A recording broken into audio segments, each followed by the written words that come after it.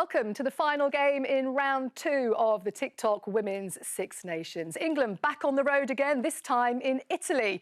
And the Red Roses looking in good shape ahead of this one after steamrollering Scotland in their opening game. Rugby in the sunshine, this could catch on. 5 tests and a Grand Slam up for grabs. Pick and go, this time through the middle. It's Gallagher, it's popped up, it's Poppy Cleal! Dow in this news, oh, she's off! Behave, Abby Dow, that is absolutely gorgeous! Burn, show and go! Popped up, ball to Infante! And England finished the half with a 6th try. It's a hat-trick, and it's Marley Packer. The winning streak continues for England, 19 victories in a row. It's been a tough old start to the tournament for Italy. They lost to France last weekend and now face the other heavily fancied side in England. They like playing in Parma, though, qualifying for the World Cup in this very stadium. Expectation follows England. 19 wins on the spin will do that. It's a much-changed side, though, with competition for World Cup places hotting up. Natasha Hunt back in the fold and ready to state her case. So we're in a sunny Parma for this final fixture in round 2 of the TikTok Women's Six Nations. It's Italy against England. Afternoon, I hope you're enjoying your Sunday. I certainly am, in the company of 2 women who wore the white jersey of England with real aplomb, Maggie Alfonsi and Rachel Burford, pair of them World Cup winners as well. So, Maggie, England got off to a really strong start in Scotland. What was the main positive from your point of view? Well, plenty of positives for me. Look, they got the bonus point win, 9 tries, which was very good, and they had no injuries, especially with Emily Scarratt coming back from her long-term injury. But it wasn't a perfect game, if you think about it. They made 10 handling errors, 11 penalties as well, so they probably left a few points behind, and even Simon Middleton said he was frustrated by the performance. But this is a team that's going to kick on, and against Italy, I expect a perfect performance. Yeah, they blew away a few cobwebs, that's for sure. Now, Rachel, Italian rugby got a real shot in the arm, didn't it, when their men's team beat Wales at the end of the Six Nations. Where are the Italian women in global terms?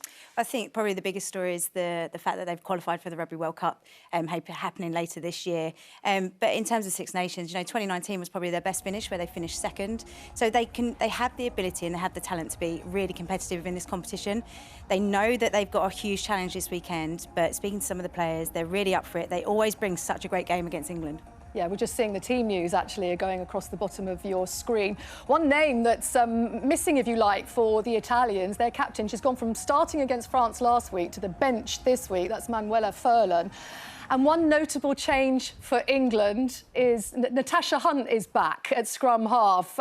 Mo to her mates, as you will be, I'm sure. Not played since late November 2020. Did she fall a little bit out of love with the game of rugby? Yeah, she really did. You know, she struggled in that environment around COVID. She's a big social butterfly, so loves to be in amongst with all the players, and those restrictions really kind of probably sapped some of that energy from her. But she took herself away. She's been playing brilliantly for Gloucester Hartbury, where she's also captain. She got the opportunity to play sevens again, Barbar, the captain for the Barbars, run out of Twickenham. And I think that's probably where she felt, I'm not done with this game yet, and had that conversation with Simon Middleton to say, look, I'm playing some of the best rugby. I really want to come back into the fold. I know you've got plenty of talent there, but if you need someone, please come knock in. And he's done that. She's so effervescent, Mo Hunt. So is Doris Day. That's not a name I expected to mention today, but if you were expecting to see her classic movie, Move Over Darling, well, that's going to be on BBC4 on Thursday night at 9. We'll go back to the rugby. We can hear from England head coach Simon Middleton, who's rung the changes today. You know, it's only right that we look at all our options, you know, and that's both in terms of individuals and you know, the collective and the units that that go within it. So yeah, it was always, you know, always said it's part of the process, and yeah, I'm sure the players look at it a little bit like that.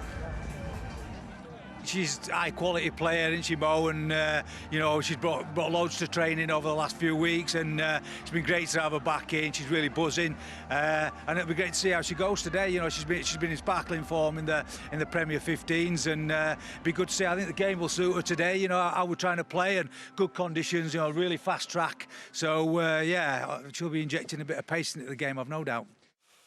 Yeah, Simon Middleton, he's made 8 changes actually for this one. Helena Rowland, she wore the 10 jersey against Scotland. She shifts to inside centre. Now that's to accommodate Zoe Harrison, who had an outstanding autumn for England at fly half. It's actually her first appearance in this Six Nations, and she's been chatting to Sarah Orchard about lining up with not one but 2 playmakers pulling the strings. Zoe Harrison, that was one for the scrapbook. Zoe Harrison, absolutely delighted that you are here. Just how much have you changed off the back of what was an incredible autumn where you sort of arrived? You know, after Helena was in a lot of the Six Nations last year, I was like, I want this 10 shirt now. So I got the starting shirt in the first New Zealand game. Player of the match as well. Yeah, so I was like, take control of this team and show them what you can do. Like you do it at Saracens, do it for England. You can play 10, you can also play 12. Helena's in a similar boat. How important is it, the discussion around you being able to play at both first and second receiver? Well, because of the competition between me and Helena at 10 and 12, it's like quite healthy competition, and we actually help each other out because then we know one of us may be slotting into 12 or 10, so it's a lot of sharing ideas, and I think it is great that we've got 2 playmakers because, you know, another team, you see in 2 playmakers, you never know what's going to happen. If you've got a ruck and then one side, one the other, you're like, which way are they going to go? I think it's really healthy, our competition, but it's also great when we're on the pitch together. Zoe Harrison, player of the match over. It's a good day at the office for the Red Roses. If we go back just a little while, Simon Middleton quite openly said he sent you home from England camp for a breach of COVID protocol. Sort of, how were you in that place? You seem to be in a very different place now. As soon as that came out, I had phone calls from everywhere. People had thought, you know, because I'm young, that I'd actually gone out and done something. I hadn't actually left my bedroom yet. I just didn't fill it in on time, and there was a bit of a miscommunication. You know, it's done now, it's put in the past. You know, after that I put my head down, played the rest of that Six Nations, and then come into the autumn camp and played as well as I could. So hopefully people have a different perception of me. I really think they do, because it's lovely for those of us who've sort of seen you, particularly since the retirement of Katie Daly-McLean, take on this leadership role. How do you feel as a leader on the pitch with England now? As a 10, it comes naturally. You are a leader on the pitch. You know, take it back to Saracens. I've got people like Marley Packer and Poppy Khalil who I've got to lead around a pitch, and obviously they've got big personality. They've been around. If I've done that since I was 20, 21 years old, it gives me the confidence to come into an England team and sit down and be like, right, girls, we are going to look at this, this and this. And what is it like turning round to a Poppy Khalil and a Marley Packer and going, we're doing this, and both of them looking at you and going, OK, we'll do that? Yeah, it's a good feeling. Obviously, they like to chip in their views, and I'm like, not today. We'll save that one for later. I can't wait till they watch this back. Cannot wait. Zoe Harrison going old school with the black boots. We were liking that, a bit like Rachel here is matching her wrist support to her black blazer. Really interesting, Rachel. I think we should call Simon Middleton the Tinkerman, because this is the 10th game in a row. This midfield combination is different. What's he thinking? I think he's trying to find the right combination to unlock that England team. We've seen obviously a number of combinations. This one is tried and tested.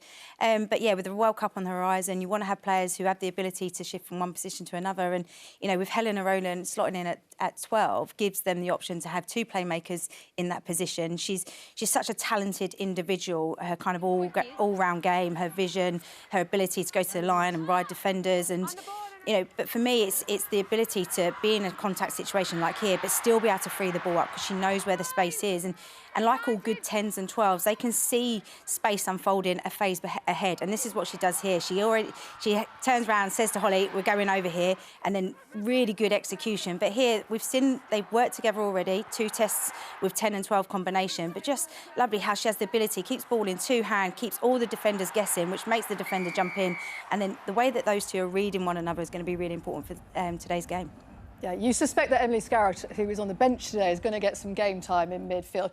Now, Maggie, look, the back row, that's another area that he's reshuffled, bringing in Alex Matthews to blindside flanker. Give us, as someone who played in the back row yourself, give us your appreciation of her. Yeah, do you know what, Sonia? I was actually quite good at back row as well, so I mean, I'm missing out on some talent here. But no, this back row haven't started together before, so it's going to be interesting to see how they get on with each other. But the player that I'm looking forward to seeing, as you've already highlighted, is Alex Matthews. I mean, she was really good in the autumn, and a couple of things I just really want to highlight. What she does in defence. So in the breakdown, she's very smart. So what she does, she slows the ball down, which allows England to get a defence in and have that aggressive press. But also her ability to chase back and make these big tackles. I mean, this is a try-saving tackle. If it wasn't for that tackle, New Zealand definitely would have scored. But also what she does in attack. I mean, look at that line break. She used to play in the outside centre, so has a really good pace. And look, she's playing number 6 there. And number 6 at the moment is probably the most competitive position in the back row. You know, you've got Poppy Clear who can play there. You've got Sarah Hunt who can play there as well, and Zoe Aldcroft as well. So she's got to really put in a big game today. That's an embarrassment of riches. Now, talking about midfield players, Rachel, tell us about Beatrice Rigoni. How much are you looking forward to watching her? Yeah, really excited. She's been a huge talent for Italy for a number of years now, and definitely somebody you want to be watching out for. Again, another great matchup up against Helena Verona. But what I love about her is that the way that she can read the game. You know, here she's in defence, but manages to read it and pick off the attack, what they're going to do. But also, she's so strong. I mean, that's a huge collision, but manages to keep the ball alive and moves it. But again, it's just the vision that she has within the game. She creates opportunities for her team time and time again. And she just pulls out some silky skills there as well, just to show off. But also, she's got the kicking game. So she's got it all. She's got the running, the passing and the kicking ability. So she's going to be a player that England needs to watch out for today. She is. That was a delicious kick, wasn't it? England will have to watch out for Beatrice Rigoni. And actually, Simon Middleton said this week about Italy that England should expect the unexpected. Let's go across to Parma, where we're going to have a pause for a minute's silence. And then after that, you'll hear commentary from another World Cup winner, Katie Daly-McLean and Sarah Orchard.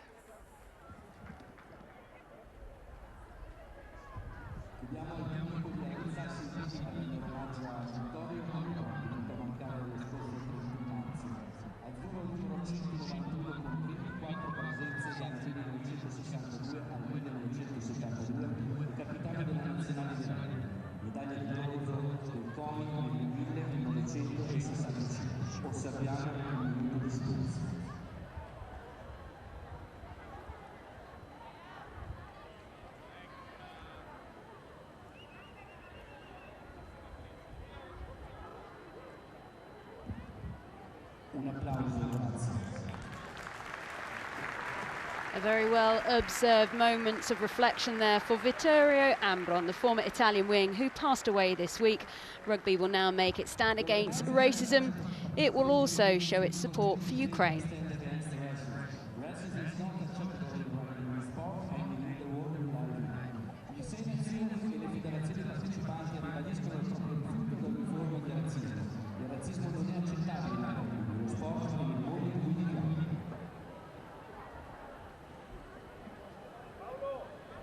The Italian Rugby Union and the Rugby Football Union stand together in solidarity with Ukraine and its people.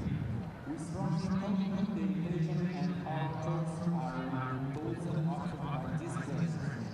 La Federazione Italiana di Rugby Football Union inglese si uniscono in solidarietà con l'Ucraina e il suo popolo. Condanniamo con forza l'invasione dei nostri pensieri, soprattutto con loro che sono stati toccati da questa crisi.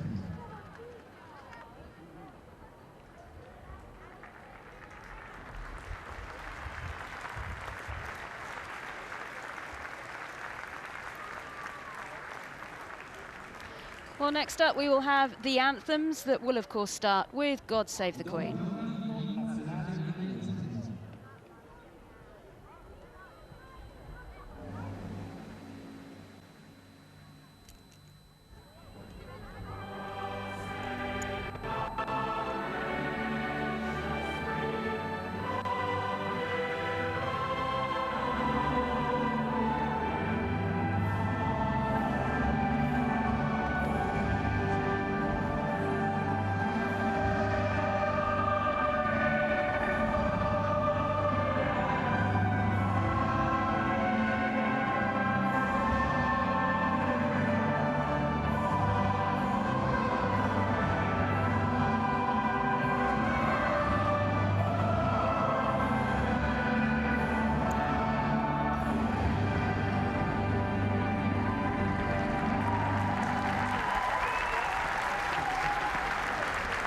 Plenty of travelling English support there in the crowd, but now we have the Song of the Italians.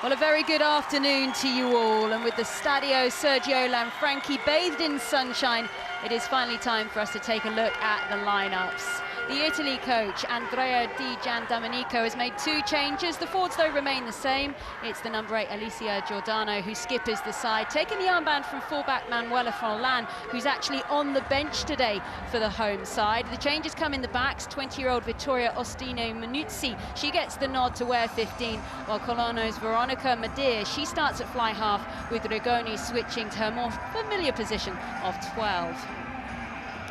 As for England, well, just the 11 changes as Simon Middleton continues to rotate his squad. In the forwards, we get to see Harlequin's Shauna Brown at prop, while Worcester's Alex Matthews and Loughborough's Sadia Cabella come into the back row. Moving on into the England backs, the arrival of Lydia Thompson, Sarah McKenna and Zoe Harrison is all there, although the most return and the biggest perhaps return to proceedings is that of Gloucester Hartbury's Natasha Hunt at scrum half. That will fix most of the attention of more regular Red Roses observers. On the benches, on the Italian side, you can see there could be a debut for Valsugana prop Francesca Barro.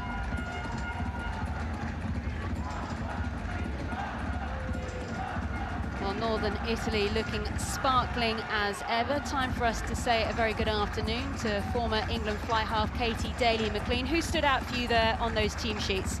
Good afternoon. I think for me, you know, you can't go past Rigoni at 12 now. Like you're saying, a more familiar position. She was the standout player against France last weekend. But in that England shirt, I'm fascinated to see how Cabella goes at 7. Molly Packer was man of the match last week, so she's got big shoes to fill. And obviously we can't not mention Mo Hunt in that 9 shirt today. You can see there just striding across the park. Holly Davidson from Scotland will be taking charge of this one. And she just looks over and has a quiet word there with Zoe Harrison. Harrison was missing last week for England. She'd picked up a little bit of an injury. She said as soon as she'd done it in training, she knew. Slightly nervous scan, but everything okay. Ready for her to come and take on that 10 jersey this week. Good to go? Well, Holly Davidson has been given the okay. She does a quick count up of numbers. And the final match in round 2 of the Women's Six Nations is underway as England chase deep down there into that Italian 22. Stefan manages to feed the forwards. Italy had a good result in the Six Nations back in 2019, where they managed to finish 2nd. They've been 4th the last couple of years, though, as they try and exit down the side. And England, no interest at all in a line-out. That was a big, risky pass. Cabella's there, having to tidy things up. No, I'm happy with the pass. Hunt. Was that a knock-on, though, Gabriel? Huge collisions already. Confirmation it was a knock-on. We'll restart with an Italian scrum. I think England's shown their intent early doors, like you say. Italy have relieved pressure, good kick by Rigoni, found touch, but actually as soon as Ellie Kildun's got hands on ball, she wants to move away. England are going to want to play with that tempo that they found was really successful for them in the autumn. Good stability. Yep.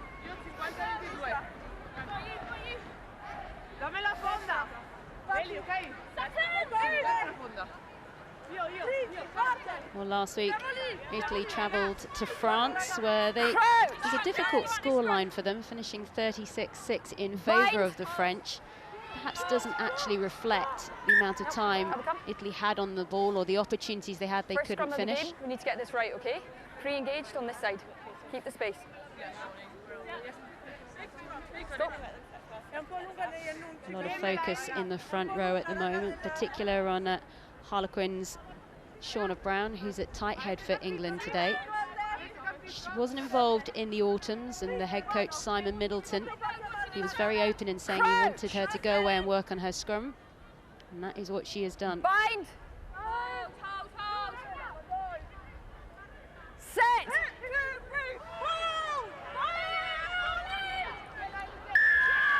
Big penalty for England early on. Great work by Shauna Brown there, and I think obviously her and Vicky Cornborough, you know, they will have played a lot of club rugby together, but that just a bit of confidence, showing good pictures to Holly Davis and the referee and getting their rewards.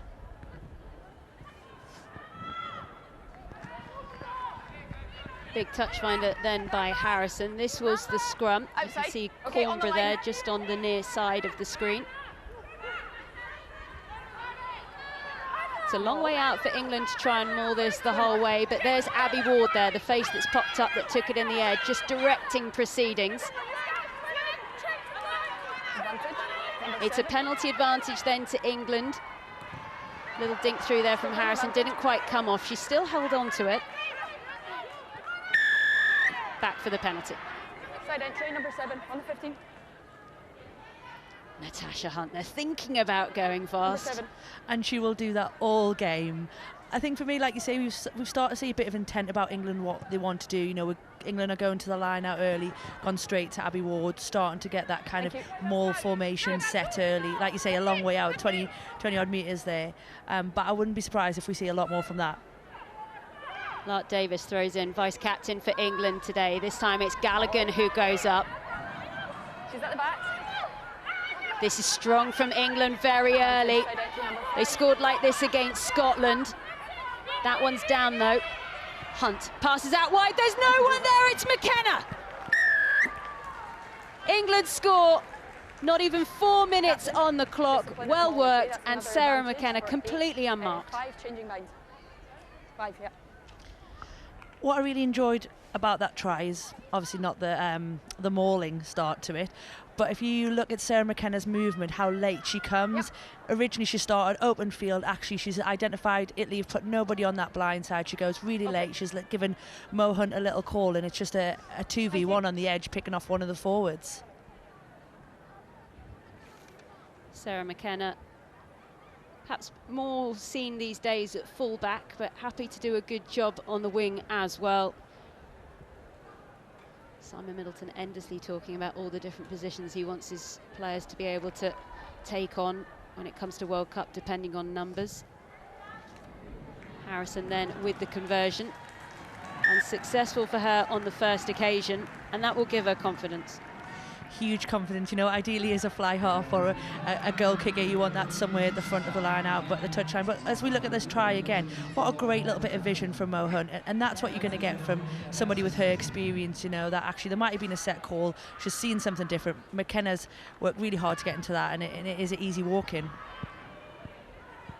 Italy with the restart, they haven't really had any ball yet, it's all been about England. Hunt down the line. Ward is on the ball. Rowland manages to find support on her shoulder in the form of Aitchison. Holly Aitchison was wearing 12 last week. Taken cleanly then in the end by Ostina Minuzzi. But big pressure flying up from England. Was it offside? Offside, number 11. Well, the warning there against Sarah McKenna. And this is a really nice platform now for the Italians, and you can just see there the cool customer that is Rigoni straight up ready to go. Yeah, I think probably a little bit disappointing from England there. Referee has tried to communicate just a hole, England haven't, and like we say, Italy now have a line out 5 metres out.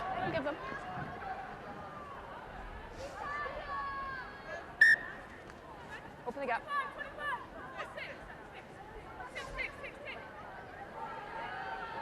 Nice. Bertoni, who's going to put the ball in, plays a rugby for Rennes in France, and that's just slightly overshot. Cabella, she's doing a lot of tidying up, Cabella, at the moment. Let it come. Yeah, good. Probably happier to tidy up Italian mistakes than English ones. Hold. Good take in the air by Magatti. Stefan is there, but she's got caught, so there was no scrum half. Pushed back there by Guy. Stefan. Nadir. Bertoni. First player. Almost second guessing herself there, Stefan, and gets caught, pushed backwards. Big hits there going in on Tunezi.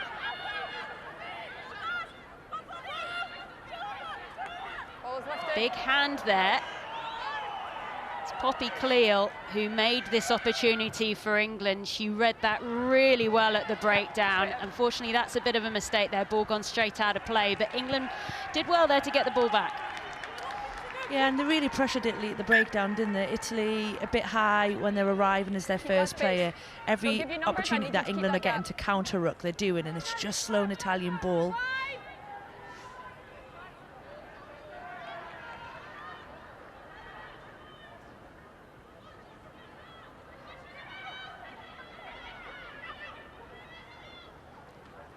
Stolen ball by England. Hunt has it.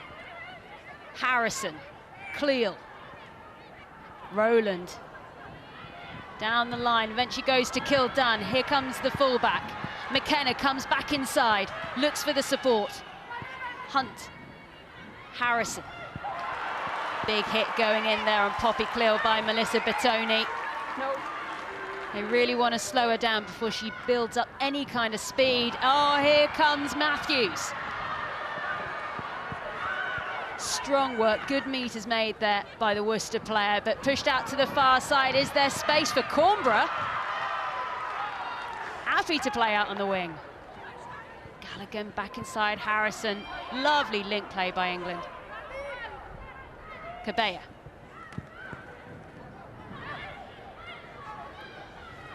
Aitchison, Cleal, out the back door, Kildunn, McKenna, still McKenna.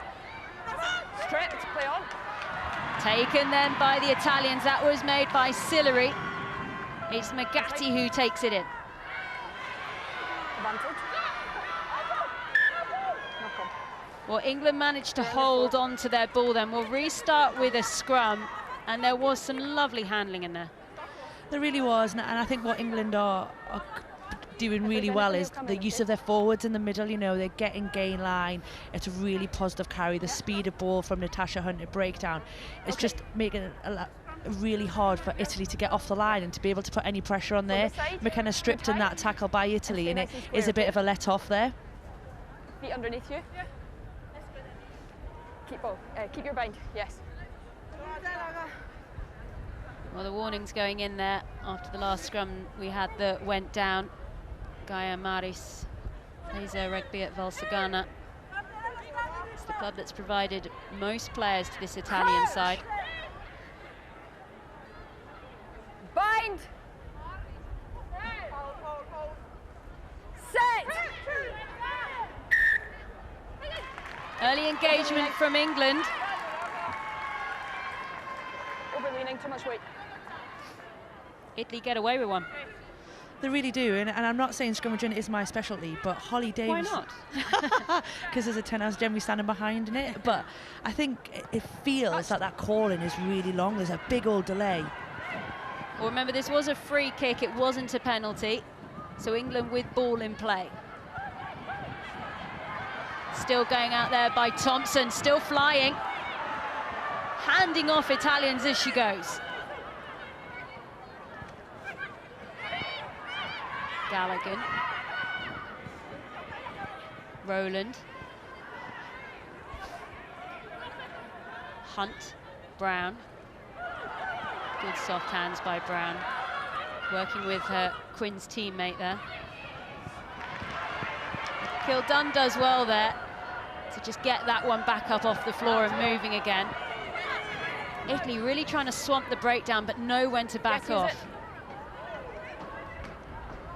Cleo. Hunt's going to snipe round the corner. She wanted someone on her shoulder. Not the cleanest pass to Rowland. Gallagher.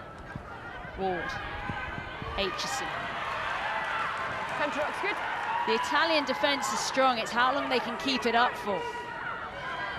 Could bear with McKenna. She's regained her feet, play on. Gallagher.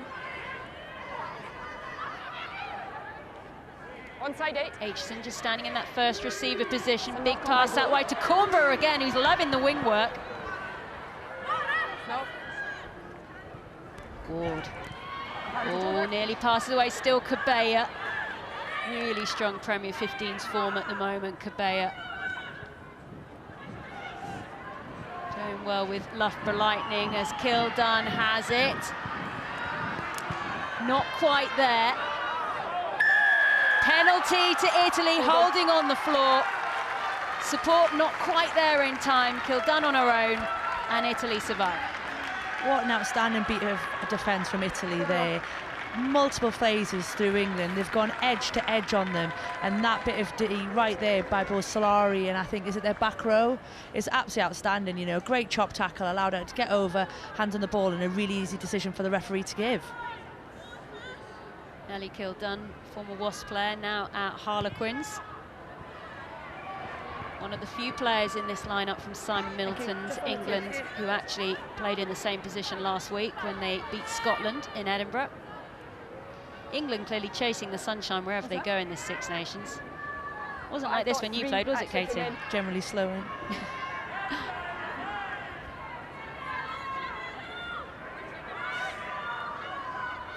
The Women's Six Nations now played in its spring window as Italy come away with it. Through the hands it goes. Sillery was there waiting. They couldn't quite get that last pass away. Stefan.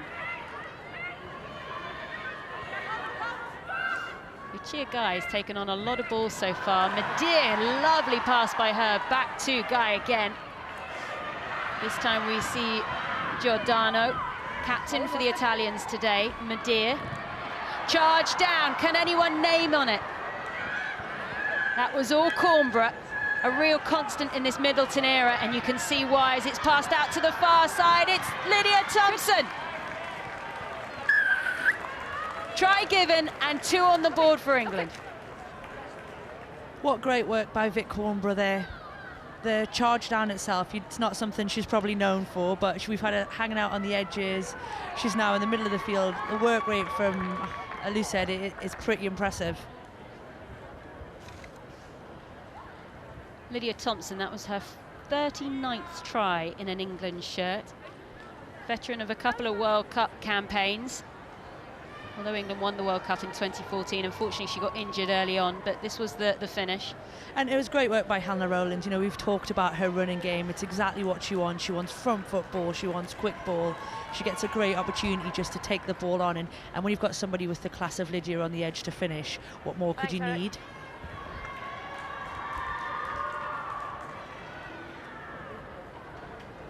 Just see Lydia Thompson at the back there receiving some strapping as Harrison takes this one. Well in front of the face of the goal there, so she's 1 from 2 with the boot. We saw a little bit of Zoe Harrison early on there at the beginning of the programme, Katie.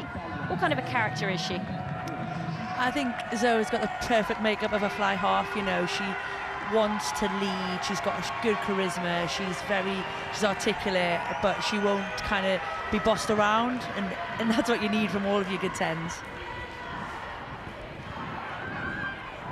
It's Aitchison who sends it down the field, and that has made a lovely bit of distance, and the bounce has been very kind, and what a great bit of territory for England as they approach the Italian lineup.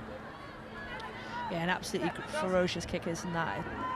When you restart the game, you want to kind of have that battle around halfway when you get a kick return. That's put Italy, what, just on their 10, I think, just inside their 10, which is a great return from England. They can now go to work again and really squeeze this Italian pack.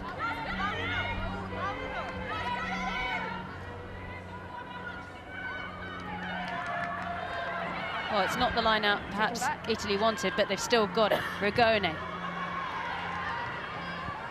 Simon Middleton describes the Italian kicking game as unorthodox. You might pick up on that the more kicks that you see as Kildun goes through. A little bit of a hit there to Tornesi. No, you're good. We're going to restart with the white scrum, but... Yeah, the woman holding onto the side of her head there, Sara Tornesi. A full Six Nations campaign. I think she's all right. Just took a little bit of a hit to the chops there. For them, they're still in possession. Of course, this was the ground where Italy actually qualified for the World Cup just last September. Stadio Sergio Lanfranchi. A happy hunting ground. I'm happy, yeah. It was a very tight European qualifying tournament, and it was Italy who finished out on top. And that's just where Giordano just got that slight knock. Between bind and set, yeah? You good? Yeah. Okay.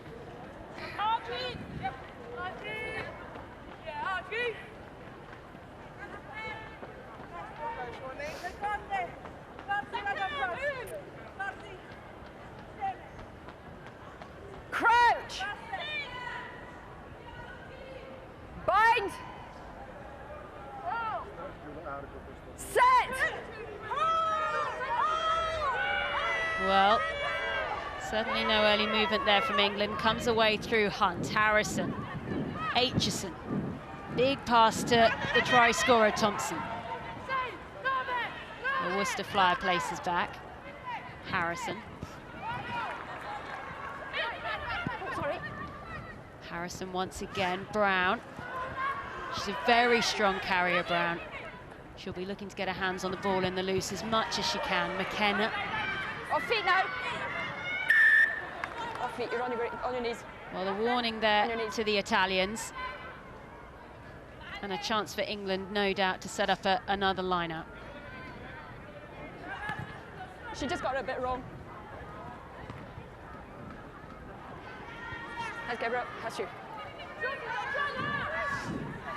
It's interesting, we haven't heard too much there from the referee, with Poppy Clear quite being in her ear yet. Of course, it's Poppy Clear who's the captain today for England. That one not straight, so Italy with the decision.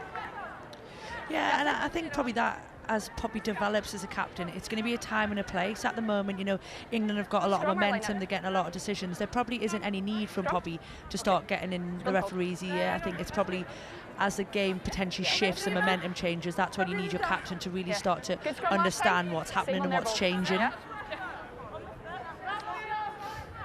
that was the not straight at the line. You could see Rosie Gallagher there just leaning in the wrong direction to paint the right picture for the referee. Crouch! Bind! Set! Oh, England, they fancy this. Their set piece much improved under Lewis Deacon since he has come in. Just a scrum. It's going to be an England scrum. I'll get your side, Gabriel. Yeah, okay. Holly Davison saying that Italy actually knocked on the ball there, and that's why we'll restart with England though. But it does seem to be quite a significant difference there since Lewis Deacon has come in. Yeah, and I think that's something that's really important to England, and especially how Simon coaches and wants his team to play. Set pieces instrumental in that. We want to have a good line out and a strong scrum. And like you say, we're really seeing kind of the influence Lewis Deacon has had over the past 6-9 months now. Receivers. Okay. Yeah. See some of the more established names there in the Italian setup. Bertoni there.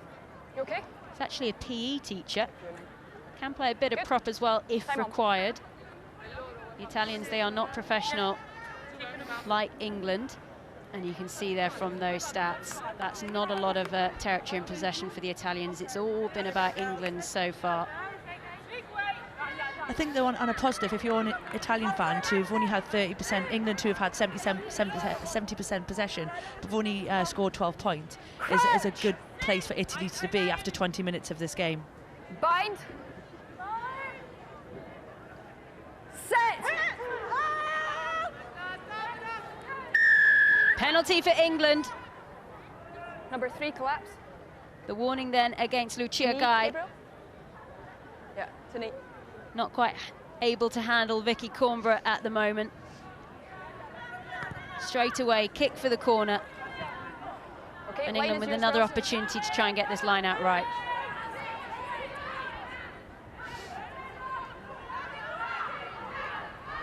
Small.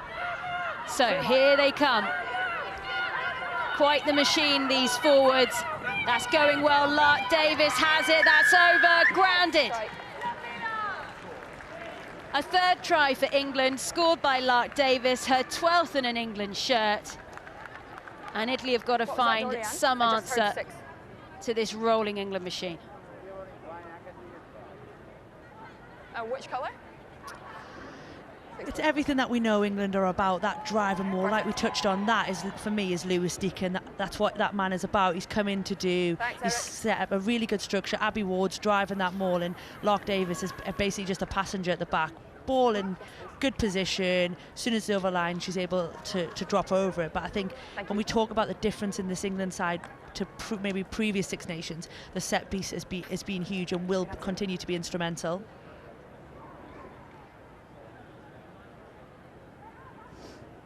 Possibly the more straightforward kick of the afternoon that Zoe Harrison has had, and that one to the left-hand side as well. And as much as it looks like England are in a commanding lead right now, these kicks is what could ultimately make the difference when it comes to big games at a World Cup. Yeah, and Zoe will be frustrated with that. Like you said, she's had 2 pretty difficult ones from touchlines. The first one which she got, that one probably just come out of it a little bit early after not being happy with her strike on that second kick. So I'm sure we'll see her get many more in this afternoon. But if we look back to Italy need to exit their 22. They need to get some territory in this game. Stay. Good. Ward. England have already carried over 300 metres with the ball in hand so far in this fixture. That's heavy work in that Italian sunshine. Stripped, play on. Luckily, they were a little bit used to the sunshine in Edinburgh as that gets knocked on by Rigone. I felt the strip was good. It's interesting with Italy because they look so strong flowing forward against the French just last week, and they just can't hold on to their ball this week. And I think that's the thing that, for me, it kills Italy at times. You know, they've got a load of flair, they've got some really talented players. Great turnover there that we've just seen, but then the next moment is just a loose pass and England end up with a scrum again. And for me, if Italy can just cut out those unforced errors, I think we'll see a different side.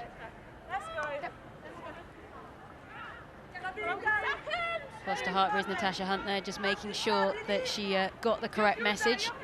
Crouch! Bind! Alex Matthews there, just on the side of that scrum. Set! Penalty straight away, and Hunt is off. Hunt. No, I'm happy because Harrison. 5 from the scrum. Aitchison. Kildun. They're trying to hold her up on that far side. Sillery and Ostuno Minuzzi. Eventually England get it moving. Ball is out, play on. Oh, Hunt was caught there. Strong work by Italy. I see Natasha Hunt just smiling at the bottom of that ruck. That's what Simon Middleton wants. Natasha Hunt playing with a smile on her face. That's a poor take from Italy.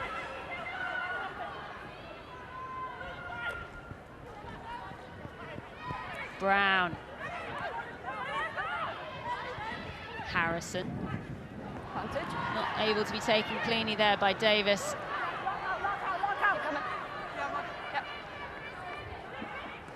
Box kick in the end by Stefan. Well worked by McKenna. She knew exactly there where Rigoni was. Yes, use it.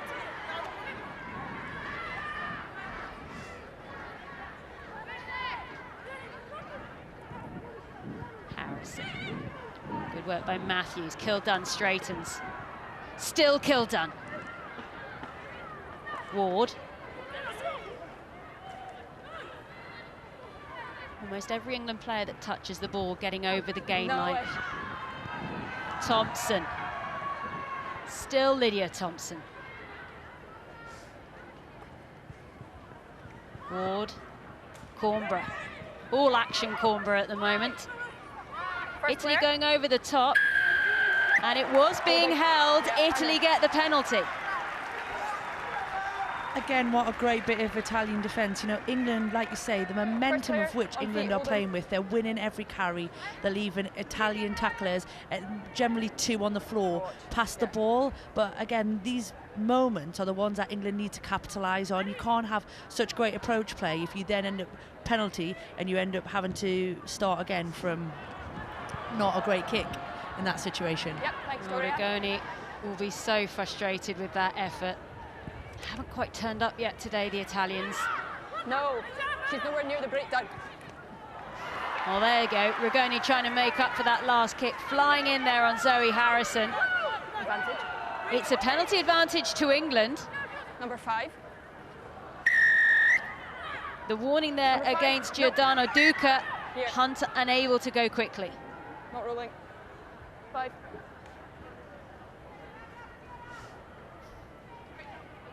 Interesting that last breakdown, Katie, because depending which angle you looked at it, it could have been holding from England as well. Yeah, I think if that Italian tackler had cleared that the tackle area there, 100% that was going to be another hold on penalty. And you've just seen Mo there, for those of you that can look read, saying that we've got to be better with our ball presentation.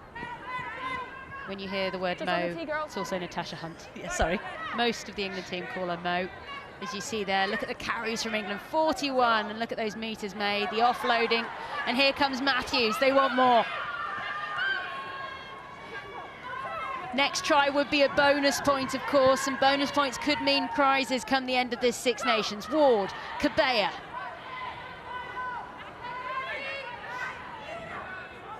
Galligan to Brown, still Brown, she's over, can she ground? Yes! Try. A bonus point try scored by Harlequins prop Shauna Brown. And if you're Italian, I'd start worrying about that scoreline.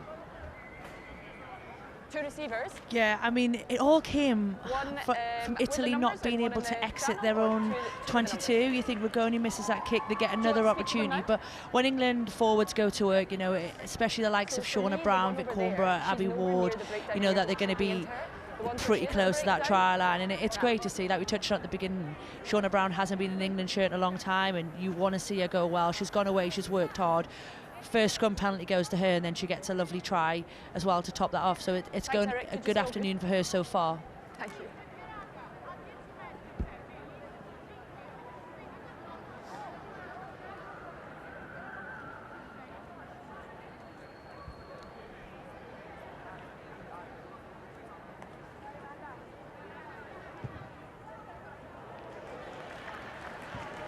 Flash white boots there of Zoe Harrison doing the job there. 2 from 4. She comes from a real rugby family, Zoe Harrison. Her dad actually played for Wales Schools. Her brother was involved in the Wasps setup. She's the one with the England caps there. And I'm sure she'll let everybody know about it as well.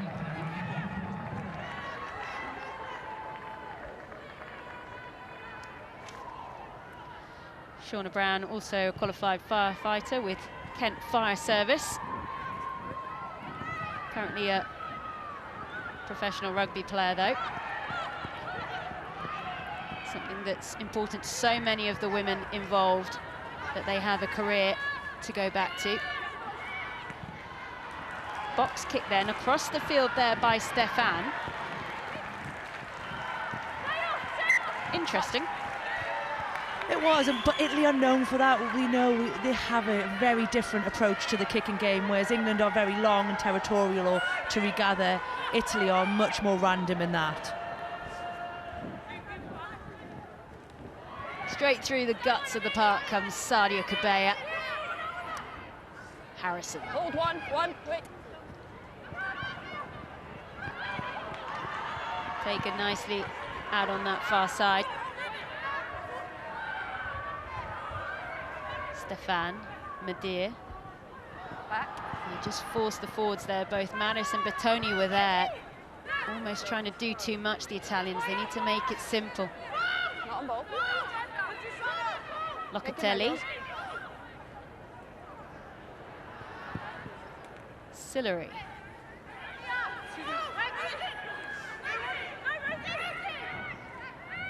Madia, Bertoni.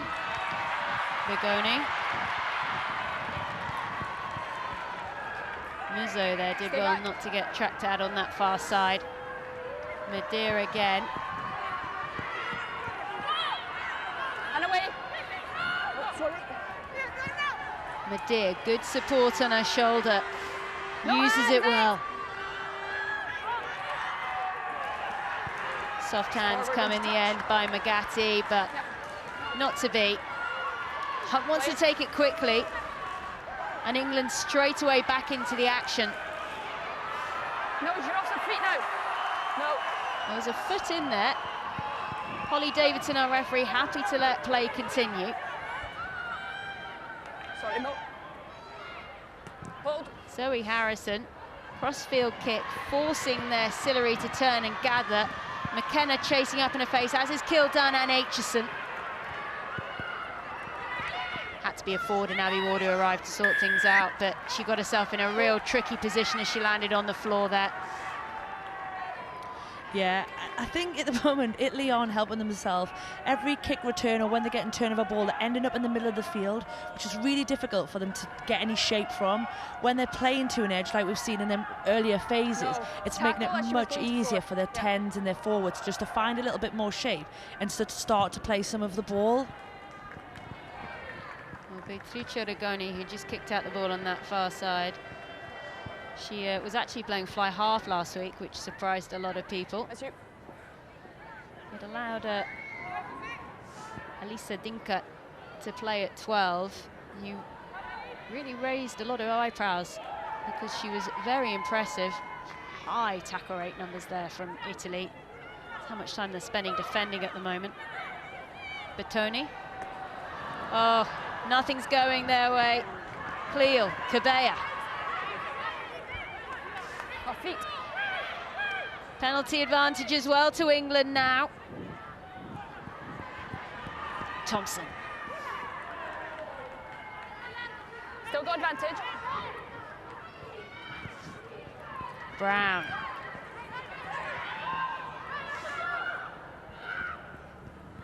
Cleo. She was trying to do, she's done that out the back pass a couple of times.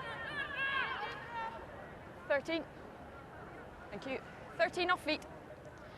Well, the warning there against Michaela Sillery. Needs to keep those feet on the floor.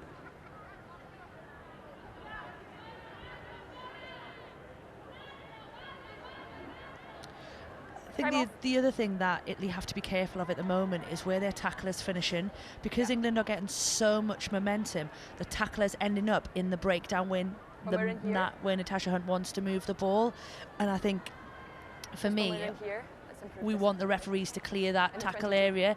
At the moment, Italy have been really lucky that Holly Davidson hasn't done anything different about that.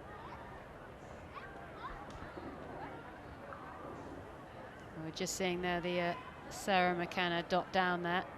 Feels like quite a long time ago that she got that try. It was just 3 minutes in. England going to be camped down in that corner once again. Italy have never actually beaten England in all the times they've met with each other. They have come within single digits before, but it's pretty much been a Red Roses show the whole time. The question marks over Italy is if they actually get to play enough test rugby on a regular basis. They had that European campaign to qualify for the World Cup in the autumn, which gave them test time, but of all the sides playing in the Six Nations, they are the ones who haven't had any rugby since. And it's tough, isn't it? As the international game moves on and teams get better, the only way that happens is by playing. So these girls, yes, they're playing club rugby, but ultimately there's kind of no replacement for international test experience. And as much as Italian club rugby has started again, it really was impacted by the pandemic. A lot of credit has gone the way to the Rugby Football Union in England for keeping the Women's Premier 15s going throughout that period as Poppy Cleal peels round. Matthews.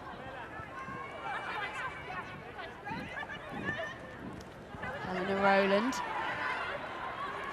Hunt. Far side, nice, back inside to McKenna, off her wing, Busy. Ward.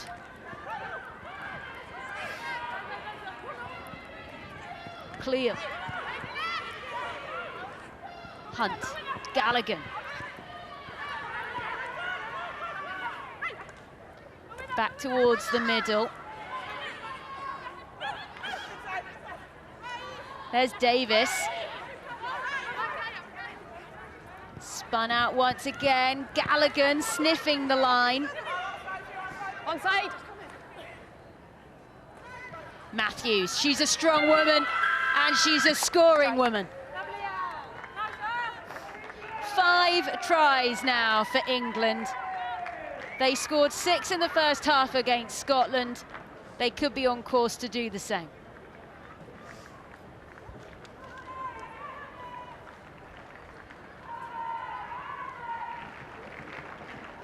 You know, Alex Matthews is known for this, her carry ability, but what I really enjoy is how low she gets. You watch that initial carry, there's no opportunity for anybody to get underneath it from an Italian perspective.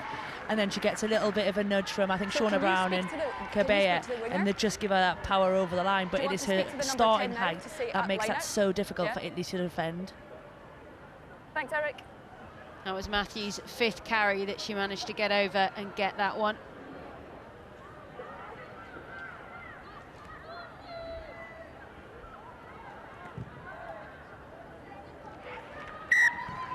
Three from 5 with the boot now for Zoe Harrison, as England have now gone over the 30-point mark. They're desperately trying to keep up with the clock at the moment. And it says a lot for Simon Middleton, the riches that he has, particularly in the back 5 of the pack, to have a player like Alex Matthews as well. Such fierce competition there's going to be for him to select a squad for that World Cup. Particularly if he is going to be limited to around 30 players. There's going to be some really big, significant players left at home. Okay, no problem. There really is, and there's some massive battles, like we've talked about that back row. I think we earlier named around 10 players in the mix from that back 3 combination. There's players again, we haven't seen the likes of Jess Breach feature yet. So I think, like we've talked about, if you're probably hoping that there's going to be a bigger squad. Well, a little bit of chopping and changing here going on for Italy. You can see on your screen they're coming on Vicini. It looks like Bertoni has had to come off. And Melissa Bertoni will be a big loss. 66 caps to a name. Italy need all the experience they get. Vicini only on her 5th cap today. Front hold. Hold. Yeah. Oh no. Big take in the air there by Ostuna Manuzzi. No, this winger later on. Yep, ball's out.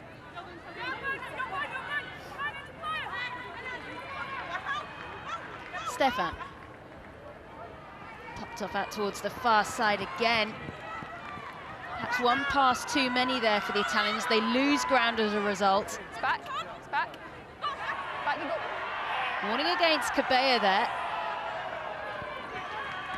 Tornesi. Off feet, now 5, leave it. Medea pops off to the new woman on the field, Vicini. She can hook, she can hook. You can hear just Holly Davidson doing a little bit of coaching almost as she goes along. Nice of the referee to help out. Good meters made by Zoe Harrison in that last passage. Cleo. Hunt. Rowland. Quamba on the floor. Matthews to Brown. The Italian player there that was lying on the wrong side, not getting in the way, so happy for play to carry on through Thompson.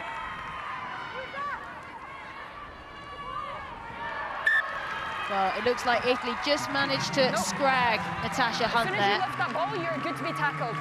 She will not be happy about that from her England forwards. No doubt Natasha will be getting stuck into them now. The fact that referee is happy that once the ball's lifted, but I think probably from Natasha's perspective, she will want a nicer platform to be able to move that ball from. How weird is it to call her Natasha? So weird. I had to concentrate as well. There she was, just getting caught there around the ankles. Natasha Hunt's spoken a lot about rejoining the England setup, how strange it's been, how Simon Middleton wants her to come in, just enjoy her rugby, not be a leader. She said she didn't speak in a meeting for a long time, but Middleton did reassure us she has spoken up this week. Yeah, and I think it's really good for Natasha, you know. I think, like we've talked about it, there was a lot of pressure on her, and we see the best of her when she's just enjoying her rugby and she's able to play with a smile, and that's ultimately what England want, the best players playing at their best.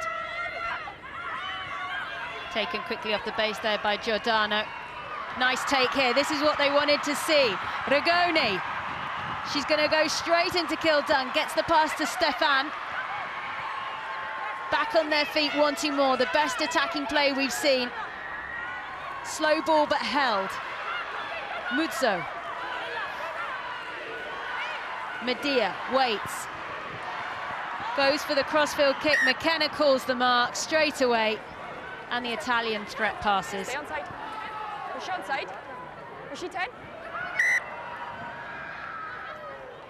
And straight away, Italy not 10. From absolute magic to heads down in the space of 10 seconds. But I mean, if we go back to that initial break, it's that girl we talked about at the beginning, Beatrice Rigoni in the forefront of it. You know, it's a lovely little tip. It's a great line. She's nice and flat. She's aggressive at England's defensive line. And then once they're in behind, but I just think you just want them to take a breath. You want them just to have a little bit of composure and see if they can build an opportunity at that point. Well, that is the half. It's all been about England. 5 tries to their name. Italy, at the moment, yet to make a mark on the scoreboard. Half-time, Italy 0, England 31.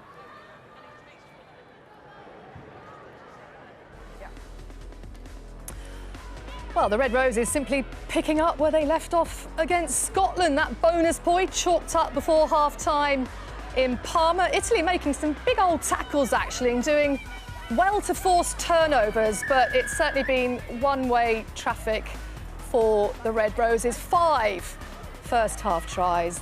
The result really not in doubt, is it? But it's all about the margin of victory now, I would suggest. And actually watching the game with these two is wonderfully educational, because you're thinking, well, yeah, England, they're doing really well. They've scored 5 tries, they're leading 31-0. But, Maggie, you're actually thinking areas where they could do better, right? Yeah, by England's standards, I'd probably say it's not been their most clinical of games. Yeah, 5 tries, they got their bonus try on the 27th minute, but there have been missed opportunities. So Zoe Harrison missed a couple of conversions. There was a line out in there in the opposition 22, again, it was overthrown.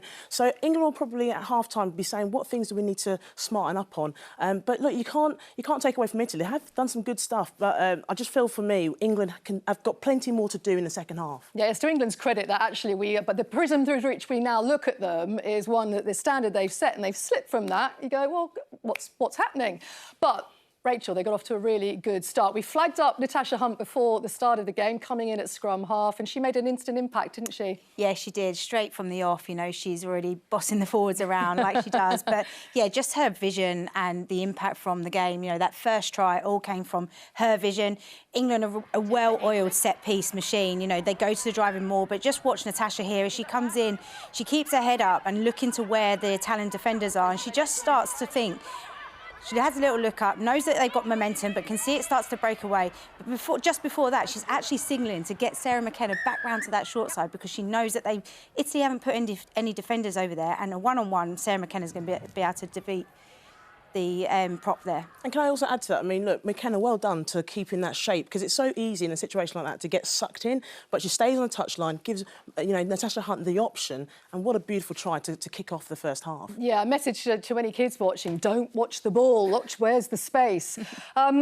Second try, came fairly quickly afterwards, didn't it? Vicky Cornborough doing a mighty fine impression of a winger, actually, with a charge down. Led to a score for Lydia Thompson, Maggie. Yeah, Vicky Cornborough almost reminds me of Ellis Genge. You know, she plays like a back almost. But watch her line here. She comes down, puts pressure on a really good kick from the outside. So she closed down the kick. And her reaction to get on the ball, which is also very impressive. But England was very smart here. So that quick recycle, good pass there by Rowland. And again, Thompson doing enough just to keep that distance and that shape. But it shows you what England can do. They can run through the middle, they can put pressure on at the breakdown, but they can also play with width.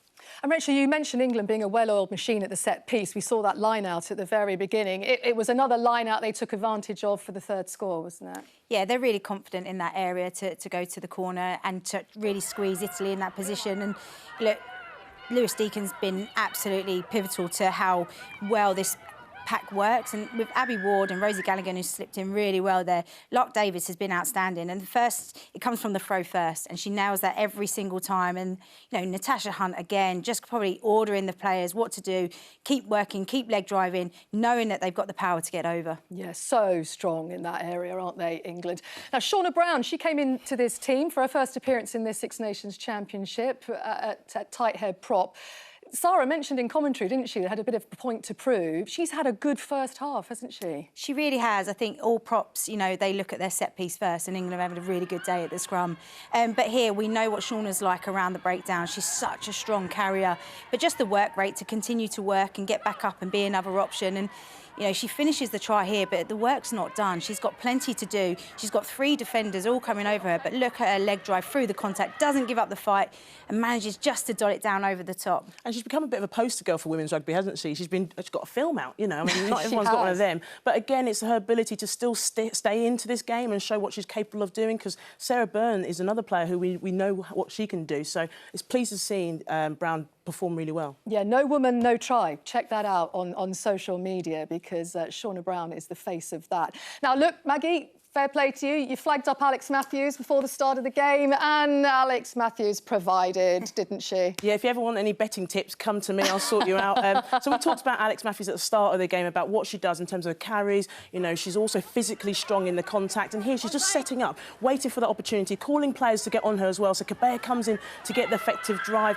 But, you know, when it comes to Matthews, she's 5 metres out, she's never going to be stopped. And Kate Daly-McLean mentioned in commentary, that leg drive, that power to stay in that fight as well. I'm really pleased she had a good first half. I'm really hoping she has a better second half, because, again, if I'm talking about her, I want her to perform well. Now, it's going to sound a bit mad if I say, actually, Italy have done not too bad, considering they've conceded 5 tries, but their defence has been... They've put some resistance up, haven't they? Yeah, Italy have been very good at the breakdown. I mean, when it comes to turnovers at the breakdown, they've really been quite specific and targeted it well. So here, there's a big tackle that comes in, but Soleri comes in, spots the opportunity, goes for the steal straight away.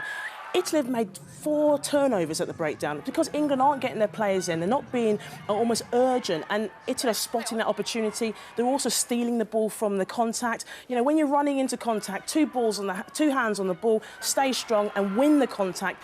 Don't focus about what you're going to do with the ball. And I think, unfortunately, England have given away possession. But again, it's that ability by Italy to spot the opportunity to go for that ball. They've got to be careful, though, because sometimes they give away far too many penalties. But I'm really enjoying what Italy are doing now. They're trying to put pressure on England. And it's that unpredictability is what they bring to their defence. They're not quite sure what they're going to do. They might fly out, they might stay in, but they've got to try and do it again in the second half. They have, because England lead by 31 points to 0. We will be back for the second half in Parma, but plenty of colour and atmosphere as round 2 kicked off yesterday, with France hosting Ireland over in Toulouse. And then a week after their first foray into the world of professionalism, which bore fruit in Dublin, Wales were at it again. Stay right on me. Lana Skeldon gets the ball in cleanly, taken by Sarah Bonner, returning to the starting lineup after having to miss last week. Strong from Scotland, the ball's still moving. It's Skeldon who's got it, that's got legs. It's over! Skeldon scores! The Arms Park is in full voice, wheeling Wales over the line. Advantage offside, number 2. Nearly there. They think they've got over. Wales score!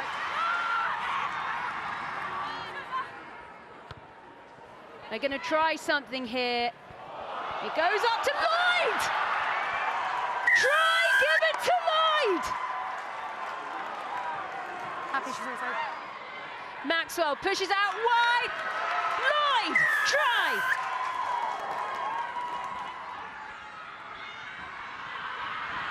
Jones again, still Jones going. Hannah Jones!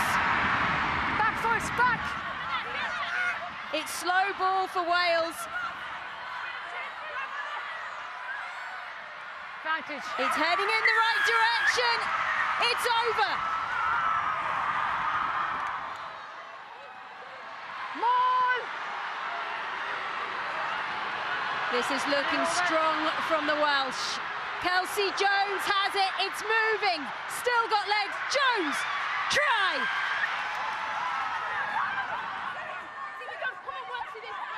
Here comes Butchers, she's got gas outsider in Lewis, here comes Fionn Lewis! Score!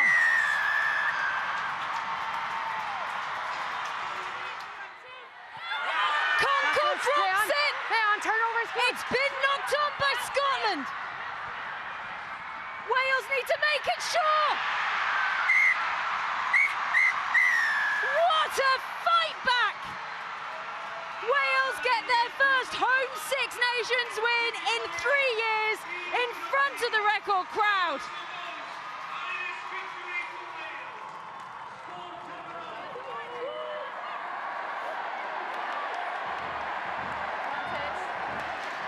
Penalty advantage being played to France. Sansus has to get around the referee first to get going. Then Drouin, then Philippon, then Boulard. Boulard out to the left. Laurence to finish in the corner.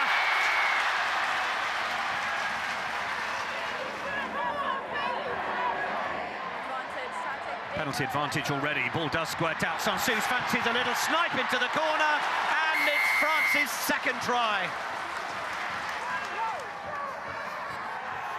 It's still going forwards for France. There's the line. Fowler's gone for it. Short. It's available there. It can be played away. Sansus is complaining. The Irish are trying to scramble onto it. It's a try. Officials team seem happy enough that there's been a grounding.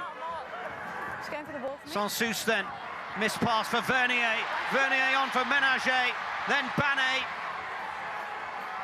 She was held in the tackle initially, but still fighting her way forward. Cyrielle Banet. Strength as well as speed. France getting close to the line as well. Joyeux, if she managed to get that down.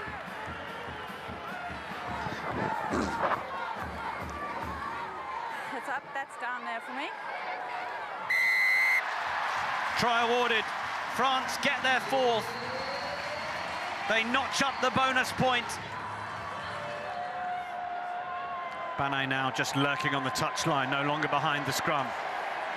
Ménager. They've got another penalty advantage, so Sansus will strike. Sansus will score. Riley. Away for Cronin. Composure, the order of the day here. Flood Drew the pass, gets it away for Higgins. Eve Higgins will score Ireland's try, and it's fully deserving. Chambon, Vernier, it must be on for France. It will be Emily Boulard. They beat Ireland by 40 points to 5. Yeah, dominant win for France. Remember, BBC, the home of the women's TikTok Six Nations. You can watch it in various ways. We'll be back next week for round 3. And there's a standout game there, really, because as we expect England to win this weekend, Wales are already 2 from 2. So those two will go head-to-head at Kingsholm in Gloucester, so join us for that one. And don't forget, BBC Sounds, the Rugby Union Weekly. Our commentary duo today will be back on there via your usual podcast providers with all the reflections from round 2 of this championship. Now, Maggie, that's back-to-back wins in the Six Nations for Wales for the first time since 2015. That's quite a feather in the cap for them. Are we seeing the immediate bounce from the professional contracts that have been on offer to them? I would probably say at the moment, not yet. I mean, the professional contracts will definitely give them confidence. It will allow them to be the athletes that they should be in terms of having the right recovery, the right support in terms of physical training as well as medical support. But I think we'll start to see the fruition of that come later on. But at the moment, Wales are playing with confidence. They go back to back in terms of their wins. I'm calling them now the comeback queens. I mean, to come back against Ireland in the first round, which was impressive, and they were 10-19 down, and then to come back again against Scotland and they were 14-7 down, and also at one point they were playing with 14 players and they still scored a try. But Wales have got a very good bench. I mean, Harris comes on, she scores a try, then gets player of the match and only plays about 30 minutes. So I'm really excited by what Wales can do, and obviously the professional contracts really making a difference. And Rachel, they had a record crowd at the Arms Park for a standalone women's game. It was a cracking contest, drama right till the end. What did you make of that overall occasion? I think it's fantastic, the fact that they made a record crowd going down to Adams Park, and the game, the spectacle, it delivered. It was right to the wire. Scotland will be so disappointed because they had the opportunity to win that game. They'll be looking back and thinking, how did we throw that away? But yeah, as Maggie said, the way that Wales are coming back at the moment, the only thing I'd think they'd be saying in their camp at the moment is, let's look at starting strong and starting well, so we don't have to leave too much to. It's funny actually, because their men's team traditionally have started slowly as well. So maybe it's a thing in Wales. I don't know. Yeah, but they'll need to cut that out. And France, look, they were way too strong for Ireland. I think we all knew they would be. What did they impress you with, Maggie? I think mainly their pack. They had a brilliant scrum. They were ruthless, and I only see them kick on. But Sansu's brilliant. She got player of the match, and just very excited to see what they do. Yeah, well, let's see what Italy can do in this second half in Parma, because they trail 31-0. As I mentioned before, it's not about the result now, it's about the margin. So let's go back to our commentators, Katie Daly-McLean and first Sarah Orchard. Thanks, Sonia. Plenty of England fans there making their voices heard. A lot of the friends and families of the Red Roses have made the journey to northern Italy, enjoying that sunshine. Perhaps a little bit chilly there in the shade, but we've seen plenty of shirt sleeves rolled out on the other side. Just perusing those stats at half-time. Meters made by Italy just over 200. England over 650. Absolute meter monsters, the Red Roses.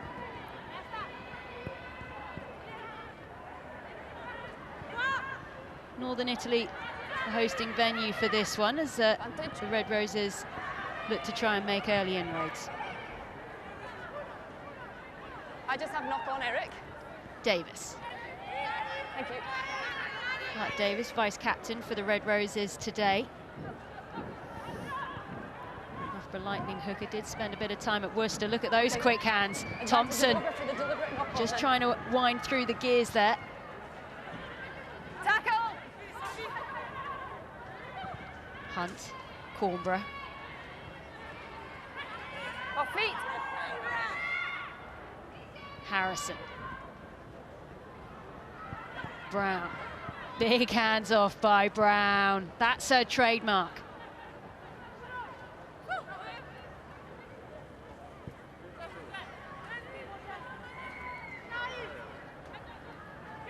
Just trying to find a way into that Italian 22 at the moment. The blue wall of Italian shirts just trying to hold their ground. And away blue. Fascinating to know what Andrea Di Giandomenico actually said to them at half-time, because it's still England. Here comes Thompson. She's rattled through there. That's a brace for Thompson. And 6 tries now for England. And that's what we wanted to see in the opening start of this second half. First half was a bit slow, but what a lovely ball from Sarah McKenna. That delay on the pass just to let the Italian defender bite and come forward. She goes into the seam and just puts a really lovely flat pass, and you're not going to stop Lydia Thompson from 10, 12 metres out. Yeah, Lydia Thompson, her 51st cap today.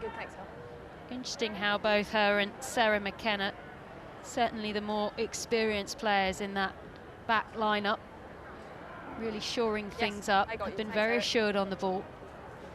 As we've got a change of kicker now. It's Helena Rowland's turn. Be interesting to see as well from this is whether this was always pre-planned, whether like Zoe's not kicked badly, whether it was just a case of obviously having both on the pitch, you have an opportunity to do this. Well, not the first kick that Helena Rowland would have wanted. 6. That was the finish there by Thompson. As you say there, Katie, interesting that we've got a change of kicker. And we touched on it in the first half, the importance. And it's something that when Gary Street was the England head coach, he really started off in making sure that as many of his England women could kick as possible. Yeah, it's huge, and I think all we've seen is the growth of that in the women's game. You know, you look at that England backline now, the majority of that backline can click and can kick very confidently, and that's what you want when you're under pressure, players that have a run, pass, kick game. Yeah, good. We just saw there an Italian player down. We'll get confirmation of any Italian changes as they happen. Rowland stood there in that first receiver position.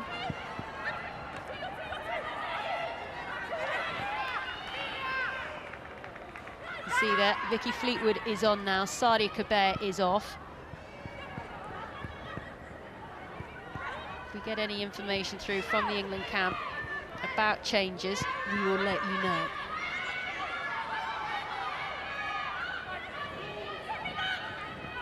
Brown. Okay. Advantage. Penalty then to England. Number 8. High from the Italians, warning there against Giordano. I thought Sadia Kabir had a very good 40 minutes as well. I know we talked about Marley Packer last weekend in that hat-trick of tries, but I think, you know, you really want to have an abundance of sevens in that group, because that's what England have been short of. But Kabir went well, and now it's a great opportunity to see Vicky Fleetwood come and have some international minutes. Put them on the line. Well, that was Zoe Harrison just taking the ball into that contact before. Slightly high. Harrison, Rowland.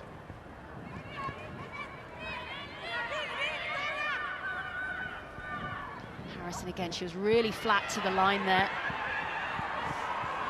Anyone's ball, it's Magatti who got there. No ball. Yeah. Another England penalty. Tackle without the ball. And Italy do have to be careful here. Although they're on the wrong side of the scoreline, that doesn't mean they're not going to get a card. No, and it's certainly what Italy definitely don't need. I think what is more pleasing from an Italy perspective is that they're getting more success with their defensive line speed, especially when England are coming on that second phase. Penalty maybe a little bit harsh there. Holly Aitchison wasn't really touched. Ward then takes in the air. Abby Ward there of the Bristol Bears, the real line-out leader for England. Interesting how Harlequins' Rosie Gallagher has come in, and she's really put a hand up there. Said she's happy to lead the line-out if required. Okay, once. Warning there for Hunt to use it. Aitchison running back towards the support. Fleetwood, Matthews, Cleal.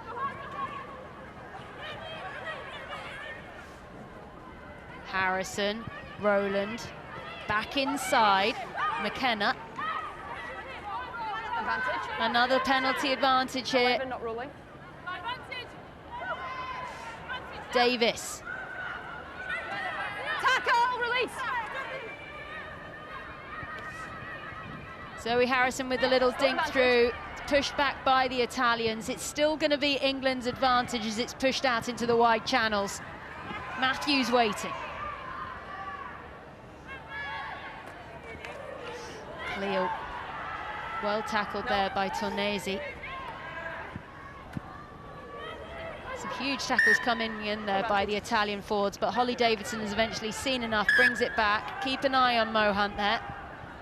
Okay, that's fine, it's their penalty. 11, not rolling. Well, we're keeping an eye on Poppy Cleall at the moment. Looks like she took a bit of a knock there. She's still down on the ground, and she's holding on to her leg. And you have to say, it is very rare to see Poppy Cleall stay down like that. And that's the thing. Sometimes in a team sport like rugby, you have players that sometimes maybe stay down for slightly longer and you give them a bit of a minute. But once somebody like Pop stays down, especially for the period of time, yeah, you would be a little bit concerned. I think it came from that chop tackle that you were talking about from Tornesi, where she really got out the line and just hit Poppy low. So hopefully it's just a dead leg. Well, there'll be a lot of Red Roses fans who'll be concerned. Any injuries at the moment, they'll be looking at the timeline in the build-up to the World Cup. And you can see Sarah Hunter just at the bottom of your screen there, starting to warm up, run up and down. I mean, 15 carries, and we're on 47 minutes from Poppy Cleall. That's stunning. And the thing that I think probably Poppy doesn't get enough credit for is the carries that she makes. She doesn't make these carries in big open space. Generally, it's always in that tight, hard yard area. It's coming into your guards and bodyguards really tight around that breakdown. So actually, these carries are big attritional carries. There you go, that was the moment there. I mean, it was a lovely low tackle there by Giordano. And it's what Italy need to do more of for me, you know, that just stops momentum. She stopped Poppy dead, and we know she's been one of England's best carriers.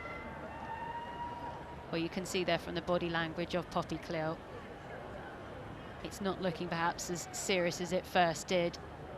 A little bit more magic tape perhaps is required. They're not going to get out the magic spray as we just wait there. And the question is here, Katie Daly-McLean, is it a risk leaving Poppy Cleall on if she is injured there when you've got someone like Sarah Hunter waiting? The likelihood is, if the medics are happy that this is just kind of a bit of a soft tissue issue, they're not going to risk Poppy at this point, especially like we say, the score's 36-0. She's had a really solid game. Maybe give her 5-6 more minutes and then I would have thought we'll see Sarah Hunter anyway. Possibly Poppy was just a bit tired, to be fair. Can't wait to hear Poppy Cleall's version of events when we do get to it, but that leg injury doesn't seem to be causing her any problems as she walks along. It was actually strapping to her knee that she received there. We come back for the penalty, which seems like a long time ago now.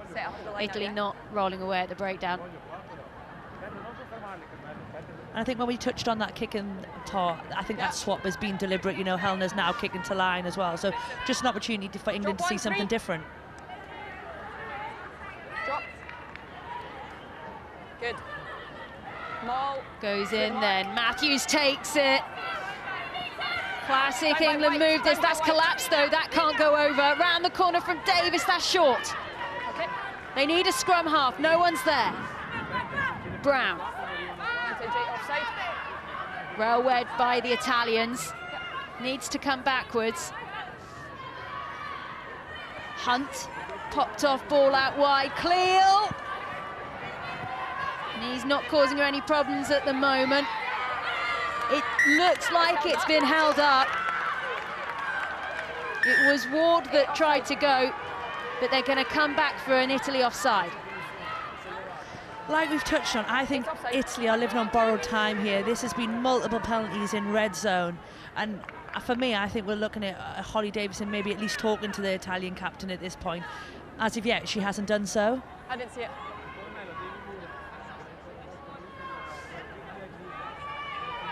Well, England have got replacements that they are ready and raring to come on, but not at this juncture. This time they go long to the back to Galligan. That's spun round quickly, looking better. Touchdown, Vicky Fleetwood. Try. Italy have absolutely no idea at the moment how to stop this big white machine that is just rolling at them continually. And I think it's how quickly England form. As soon as that ball's on the ground, everybody's in a good body position, the ball's already moving forward. And as we see on your screen, Italy are just being left behind. Some of their players haven't even engaged in that. And when you've got a pack as dominant as England, you need everybody in behind to try and stop that. Vicky Fleetwood there. She's always been regarded as one of the best trainers for England. If you speak to any of the England team, you say, who's the fittest player? They always say Vicky Fleetwood. She's had some terrible injuries that have really sort of held her back in recent years. She actually played hooker in the 2014 World Cup final. Found more often now in the back row. Although, again, a useful player to have around because she still has that skill. Yeah, fascinating. You think if somebody like Lark Davies ends up got a yellow for any reason, with Fleetwood on the field, you've got a great replacement for somebody to come and throw. So I think a skill set makes her really valuable to this pack.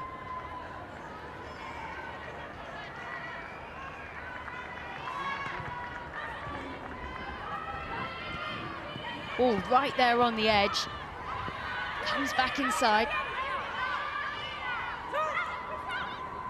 Ward. Yeah, you're good. You're good. Take it back.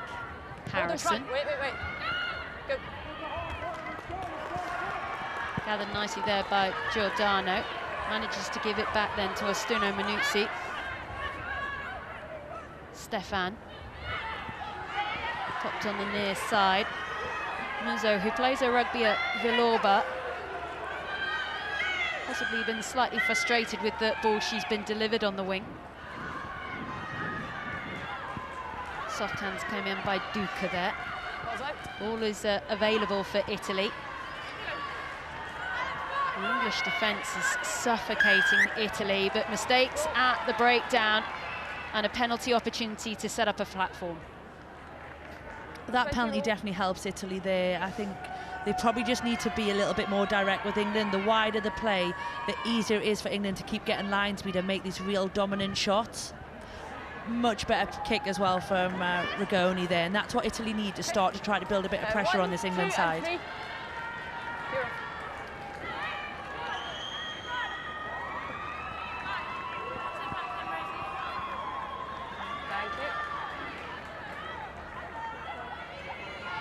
Well, Brown is coming off the field then for England. Coming on in her place is Sarah Byrne. Tasha Hunt, good run from her. Byrne straight onto the field, into the action. There's Maud Muir also on the field of play. It's still Sarah Byrne going. Oh, what a score by Byrne. Less than a minute on the field. What a force of nature. No surprise she had Maud Muir and Connie Powell in support. Fresh legs, fresh ideas, more tries. And that was all made for me by Natasha Hunt's read at the overthrow. You know, 9 at the back of the line now. She picks off that overthrow from Italy. And like you say, you don't think you're going to be hitting your tight head prop in that situation who's going to go the rest of the 35, maybe 60 metres when you talk to Sarah Byrne. But what a finish, and being actively supported by Maud Muir. And that's what Simon Middleton will want to see. You want to see his bench making instant impact, and Sarah Byrne has certainly gone and done that.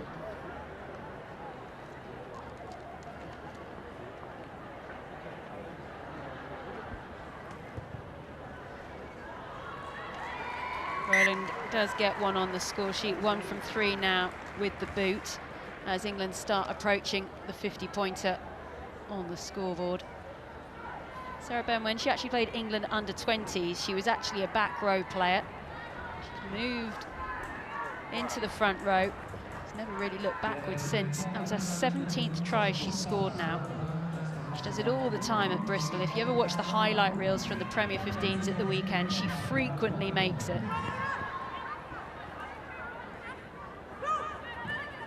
Harrison, Ward.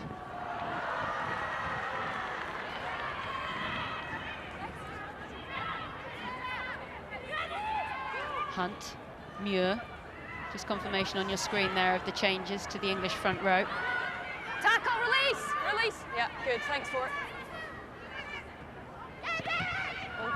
Rowland. That one's gone straight out.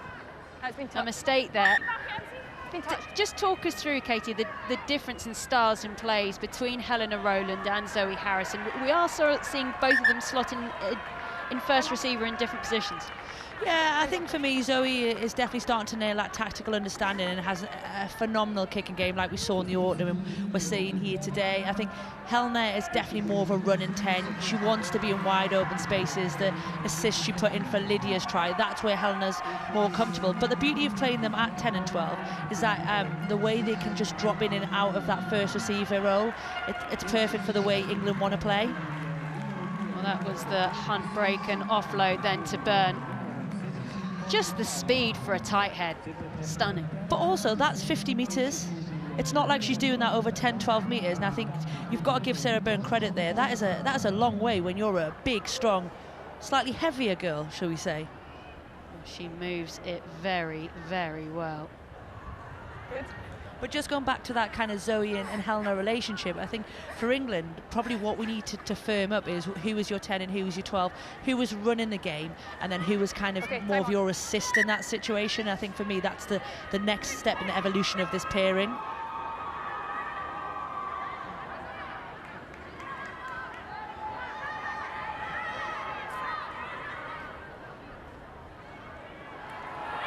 Ball comes on then by the Italians. Vicini currently playing hooker for them. Medea, oh, who was that? Aitchison just waiting, landed in her breadbasket, didn't have to do anything. Harrison there has to pick that one off the floor. Was that you, Gabrielle? Hunt. Stefan is scurrying back there into the 22 to gather, and the white shirts just surrounding. They're circling like sharks. Oh my God, sorry. And Rosie Galligan took a big thump there to bring that one down. Loose ball backwards, Tornesi. Onside white. A little bit of support arrives in the farm of Giordano. Still Italian ball, but it's slow and in the wrong end of the field. Not the player. Stefan is stuck. Slap the ball out of the hand.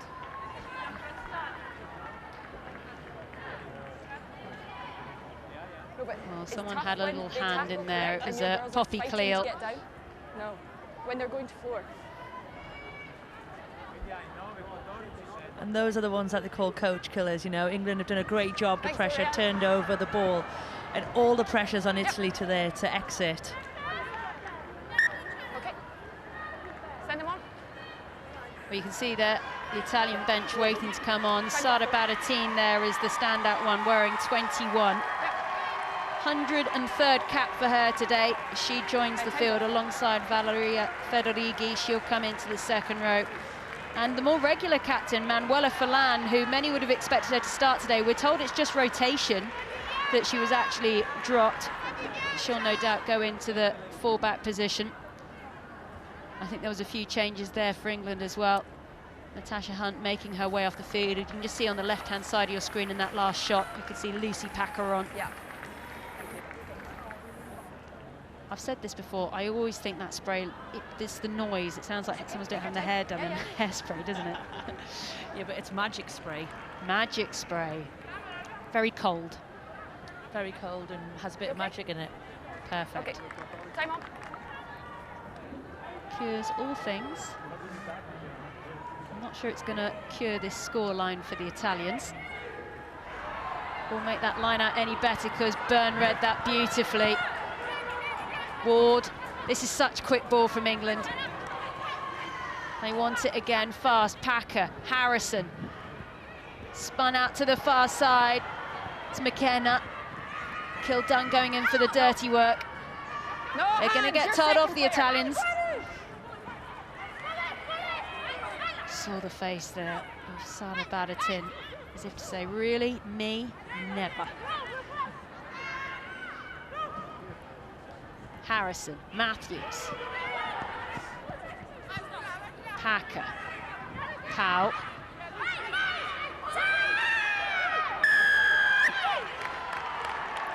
Holding on the floor there.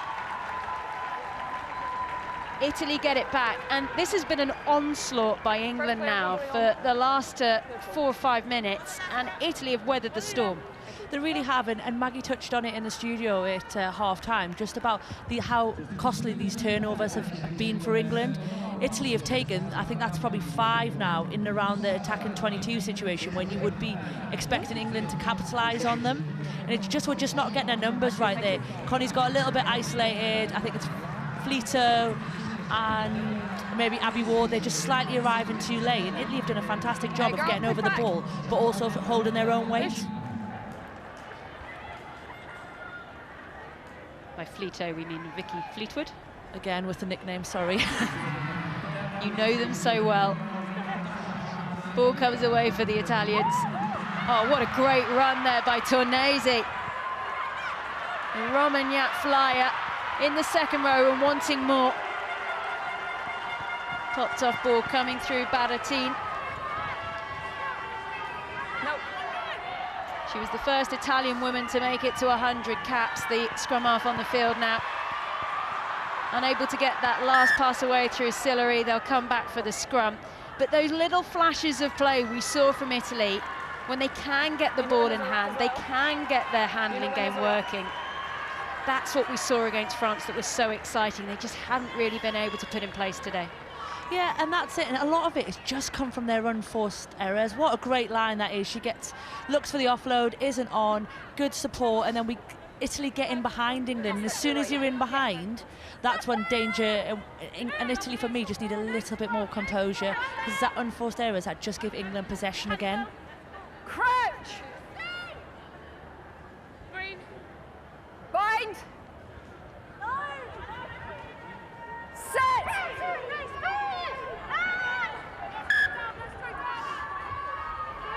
Well, it's down on the side closest to the cameras. What are you seeing, Dorian?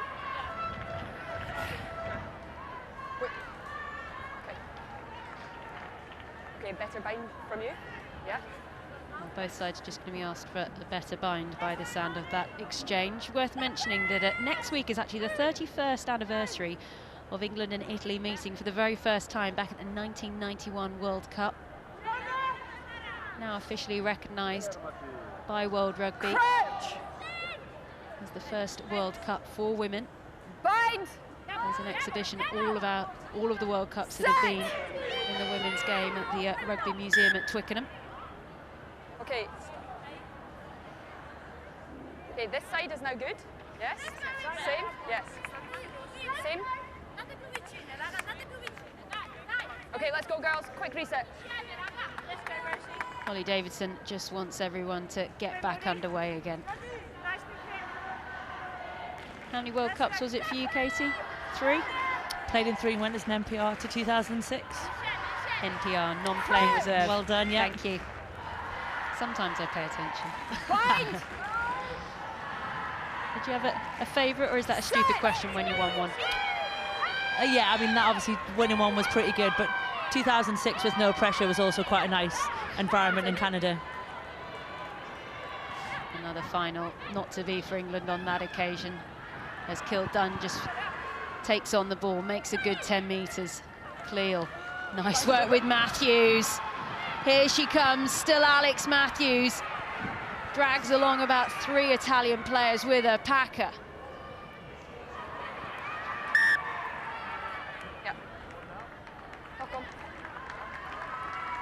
Alex Matthews has carried a lot of ball along her and Poppy Cleal.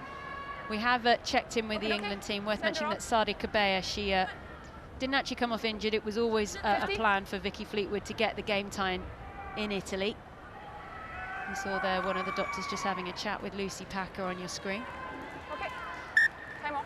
I think it's Holly Aitchison, actually. Yeah, good. Another change then for England. Ellie Kildunn makes her way off the field, and a chance to see Emma Singh in an England shirt once again. Only made her debut last week against Scotland. Dorian, picture on your side of the last scrum. You're involved in a lot of the Premier 15s in your performance director role at Sale Sharks Women, Katie. What have you made of Emma Singh? There's been a lot of calls for her to get a chance to play. Yeah, I think it's a deserved opportunity, isn't it? I think, like you've said, there's been a lot of people who've been advocating for her in terms of how she's performed in Prem 15. So she's a very good goal kicker. She carries the ball back very well from a full-back position, and especially given how slight she is, she really fights above her weight. And I think it's going to be fascinating to see that journey for her. She develops into a red rose. Well, Italy just carry on then. A little bit more treatment for them. Just a little reminder then, we'll be back next week on Saturday. More TikTok Women's Six Nations action. It will be England against Italy. I think it's safe to say with the scoreline as it is that both of those sides will be 2 from 2. Someone will lose their O. As we just see coming onto the field there, a debut for Francesca Barro. Ex-Treviso player, now plays tried at Valsugana. She can also play at hooker, so she's a really useful woman to have around this Italian squad. Not what we want to see the Italian players going off in that kind of discomfort. Nice to hear the applause as they go off the field. It's going to be on the 5. Hookers? Well, again, that's been a very long stoppage just to make sure that everyone is safe and ready to get off the field. We've been told for that match at Kingsholm next week between England and Wales, there's over 11,000 tickets already sold, so on course for a sellout. Crouch! Bind! Set! Down. Well, a real lull in proceedings at the moment as these front rows sort themselves out. You need to get a longer bind, you need to get off her shoulder. Yes. It's not boiling hot in Italy today. We were told that the temperature was around 10 or 11. It felt a lot hotter perhaps in Edinburgh last week, but does it add an extra layer to how the teams approach it with this being a spring tournament now? Bind! I think so, yeah. I mean, having only played in more of a kind of a winter tournament, I think especially for the front rows, it does change that a little bit. Oh, the connection's not working there for the Italians. Packer. Cleal. Some big names still on the bench for England. Sarah Hunter and Emily Scarrett still yet to appear. Will they appear at all? Off feet! Harrison. Back inside to McKenna.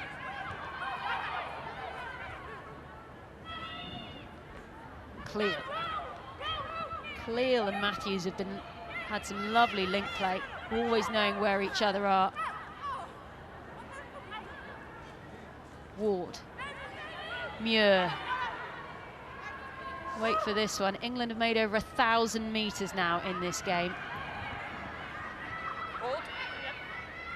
Italy have had to watch every single one of them. Advantage, not rolling.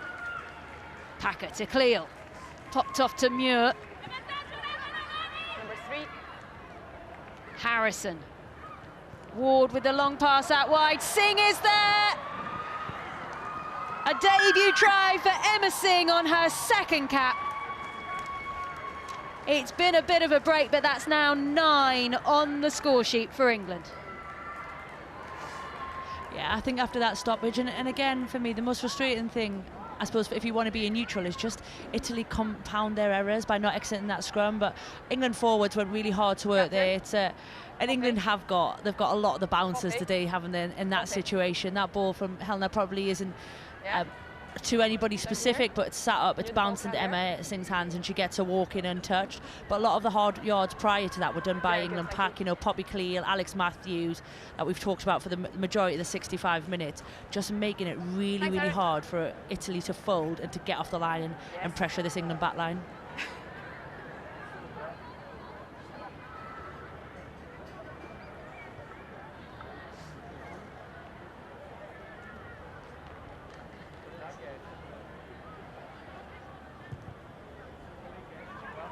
Well, Helena Rowland will be happier with her kicking from those last 2 attempts at sticks. 2 from 4 now.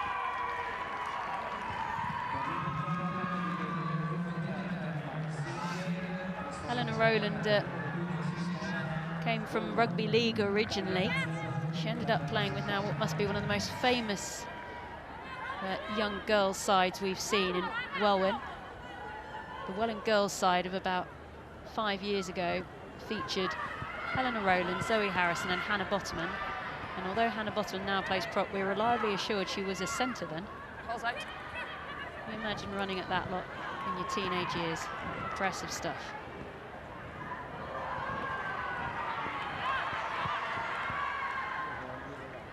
Packer. Byrne. Could feel that one from wherever you're sat watching this. Harrison. In front, hold. Rowland. Hold. High one into the air. Who's going to get underneath it? Baratin. Ostuno Minuzzi. Solari. Quick pass out towards this near side. Furlan.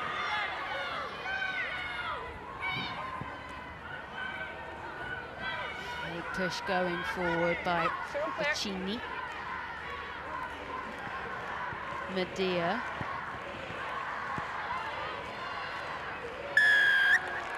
Extra roll when Jacko's on feet.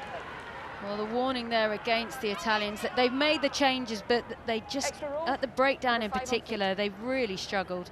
The penalties are racked up against them as well. I thought Abby Ward was lucky there, but actually, like Holly's said then, she's done it for the extra roll, because actually Abby's hands were on the ground, but just because a Jackalow was in place, the opportunity was there for England to get the turnover. Okay. England have been rewarded for that. And this was the ruck. 13. Hold on to Rhea. No cards so far in this fixture. Both sides have managed to hold on to a complement as 15, as there she is. Emily Scarrett enters the field. Time on. As Holly Aitchison makes way. Emily Scarrett currently on 49 tries for England. She's also closing in on her 100th cap as well. This outing for her today is number 98. Big milestones approaching. Number 5 side She would have already reached them if it wasn't for that injury at the start of the season. Packer, Harrison. Nice touch through. There's 2 women on it. It's Scarrett for 50. Heel check.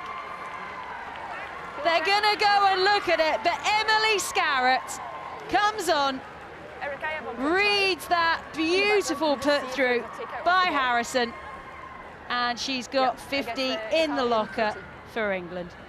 No doubt she would have demanded that of Zoe Harrison, that little worm kick through, the type of girl that Emily Scarrett is. But I mean, again, it's Italy infringe at the line now. England have got penalty advantage, they've got nothing to lose, but what a lovely weighted kick that is by Zoe Harrison. Great line. I mean, they're queuing up. There's Emma Singh, there's Helena Rowlands there. Fresh Skazi beats them to it all, but for me, it's the weight of that kick. That is such a hard skill, to thread through defenders that are coming across you and actually drop that into a space. So well done, Zoe Harrison. That is an absolutely lovely kick.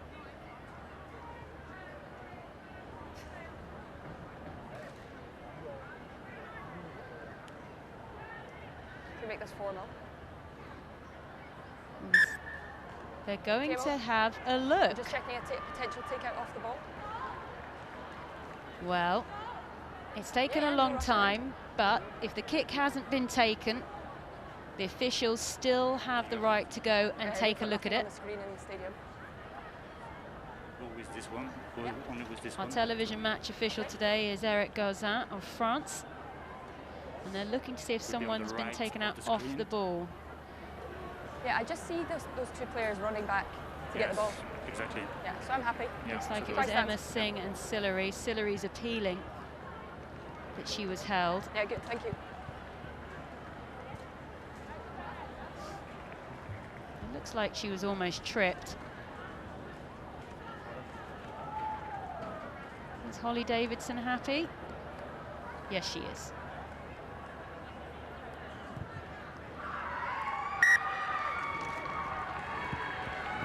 Well, the biggest scoreline between these two sides was when England actually beat Italy back in 2008. It was England 76, Italy 6 that day. It would take a very impressive closing 12 minutes to actually beat that one, but they're not far off. No, and I think we just want to keep seeing more of them bright sparks from Italy, isn't it? Just their defence is going well. We just have to stop. They have to stop England's momentum.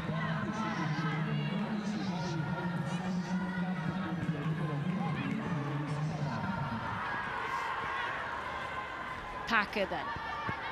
Here comes Hunter, regular England captain, but it was originally Cleal who was given the armband today. Knocked on, Italy with the opportunity.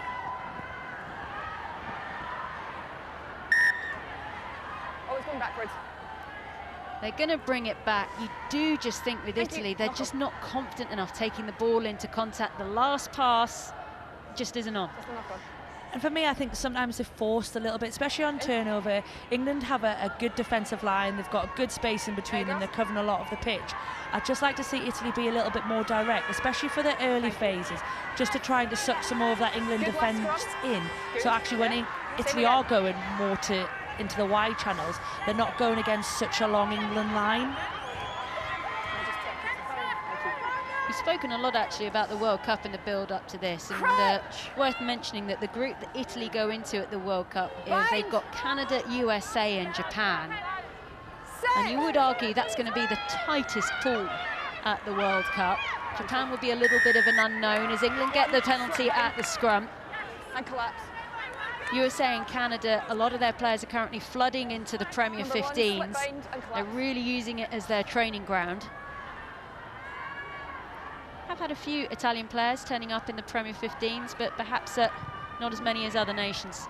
No, not at all. And I think what's going to be difficult for Italy is going to be the size and the packs of USA and Canada. You know, similar to England, you look at how much momentum England have gained from their forwards. Canada and USA are very similar to that. Harrison, options all over the park. Scarrett.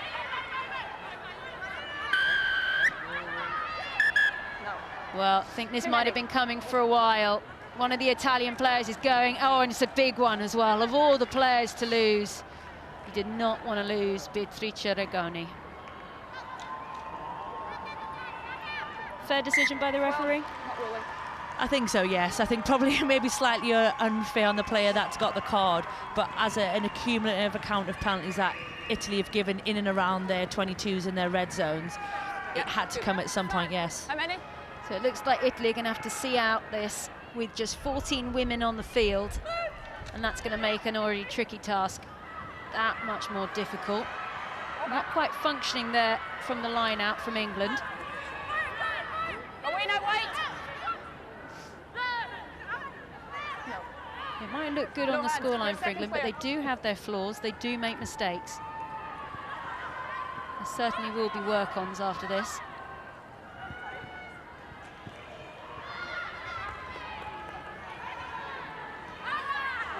And away, wait!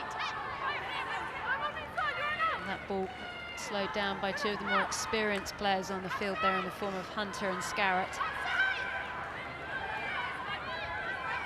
Onside.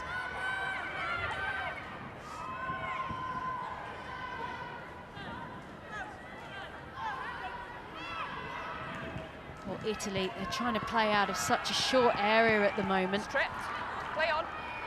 It looked like it had gone forward. Stripped by 11. But happy that that was taken out by England. Blue on the line. And you do just question what the Italian exit policy is.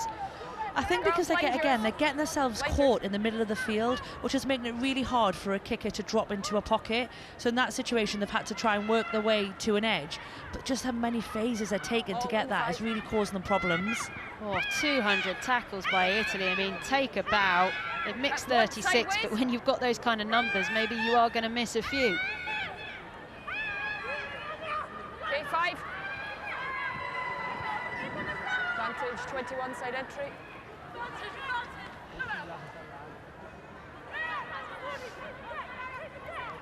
Packer Takes her time, not in a rush. Harrison all backwards, crossfield kick. Advantage. No, they're going to come back. 21, side entry. And another warning for Italy, already down to 14. Time off. Helena Rowland just rushes up there. Very keen to go up into the faces there. There's a little bit of treatment going on to one of the Italian players that they will just pause for. It's Tornesi who thinks she's got a little bit of cramp there by the look of things. And she's been a real force, you have to say, Sara Tornesi. She stood out the Romagnan lock.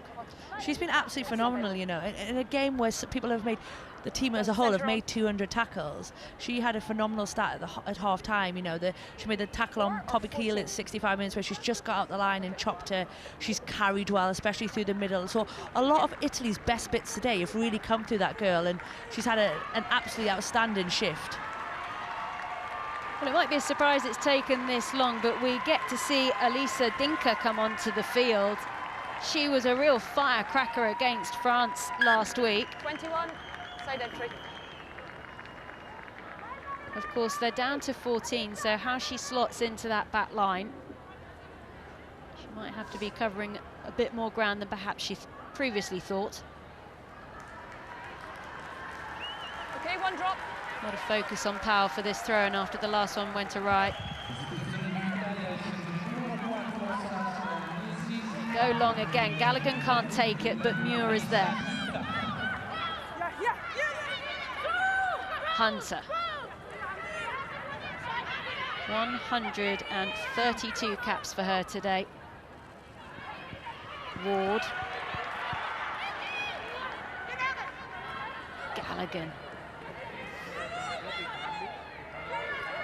And away. Hunter again, making herself available, knowing she's got those fresh legs.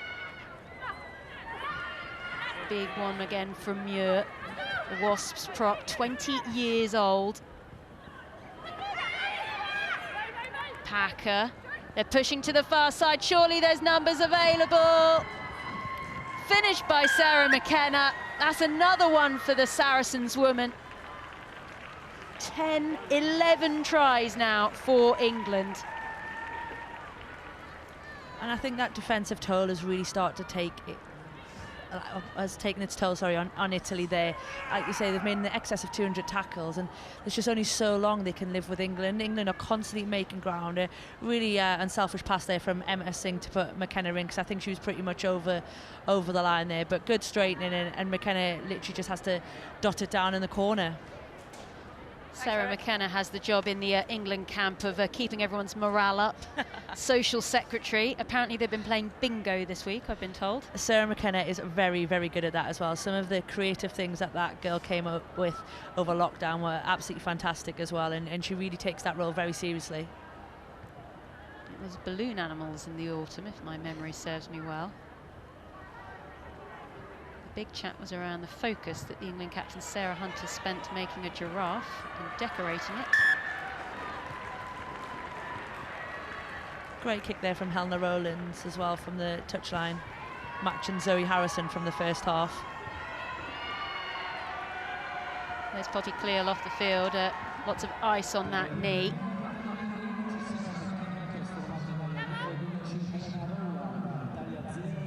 Waiting for the restart from Italy. Does just land it on the right side of that 10-metre line. Onside. Lam was there offering herself, but Baratin arrived. Penalty for Italy. Number 20. England need to be alive to Baratin. Furlan on her shoulder. Big run coming in by Sarasay. Ball is out, play on, ball is Look out. at that rucking from England. Oh, just knocked on at the last by Galligan. They had won it. It's going to be a scrum. It's an Italy restart. England have been phenomenal at the breakdown today, and I think that's probably what's rattled Italy at times. They've not been able to really kind of control their own speed of ball, because if they have, England have fired it, they've really countered, rucked it. So any opportunity where Italy maybe want to slow down the pace and get organised, England have really forced their hand. It's Veronica Medea there, the Italian fly half, a one-club woman, always played at Colorno.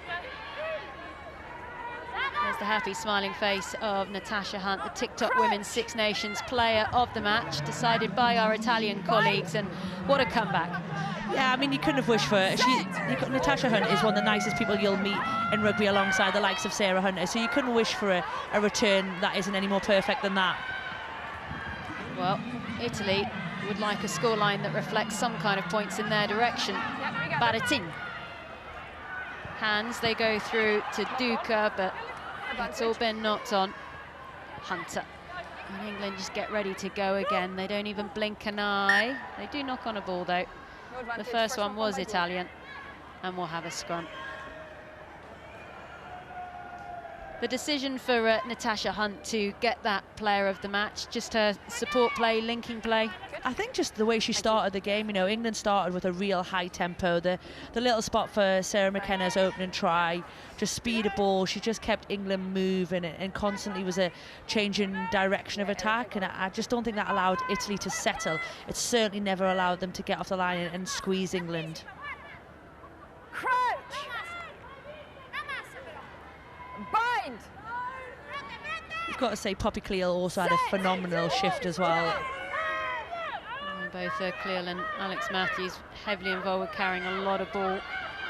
That scrum from England. Oh, look at that. Sarah Hunter, that is her absolute USP. Rowland. Advantage over. Still going from Rowland on that far side. Eventually she runs out of pitch. Touch.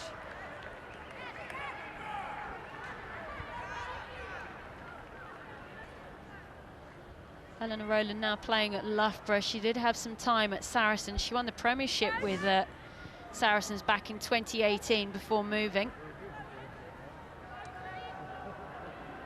There's Rosie Galligan, Quinn's lock. Are you in the line out?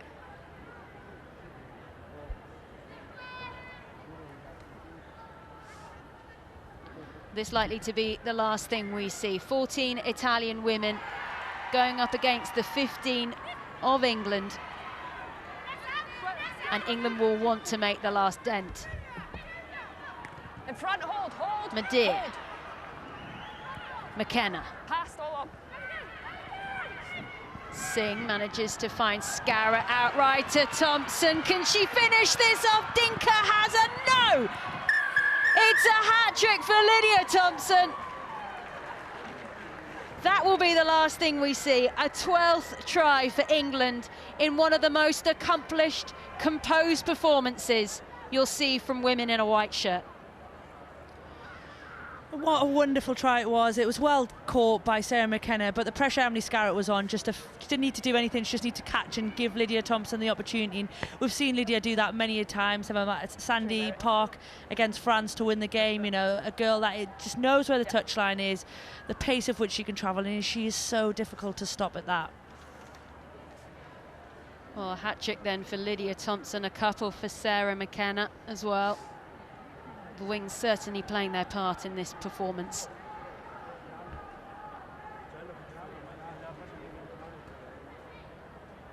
Yes, 4 from 6 then for Helena Rowland.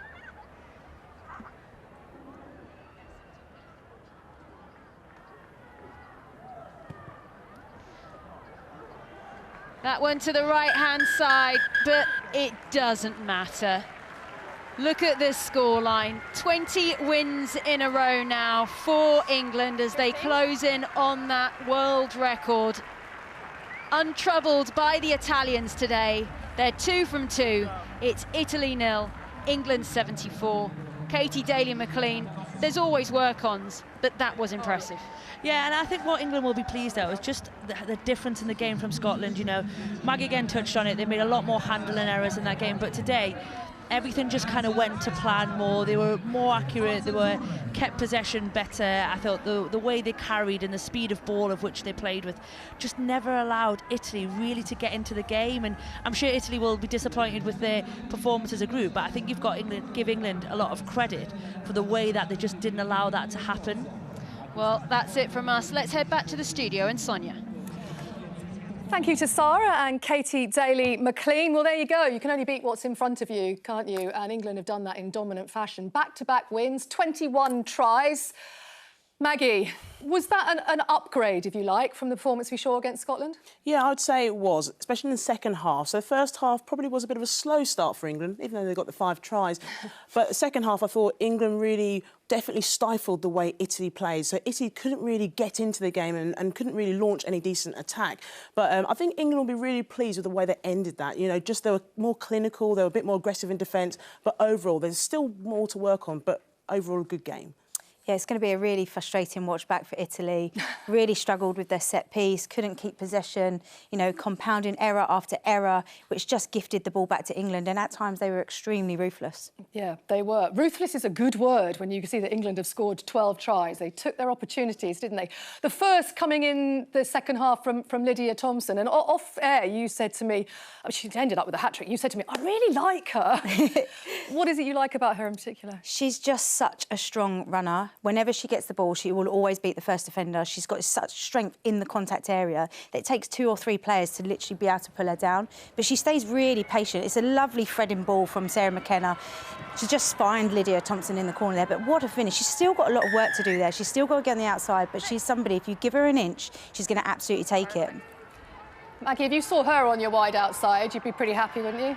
Yeah, I mean, honestly, I wouldn't want to defend her. That's the thing I wouldn't want to do. But she's always been a good athlete. I remember from the Rugby World Cup in 2017, scored some sensational tries there.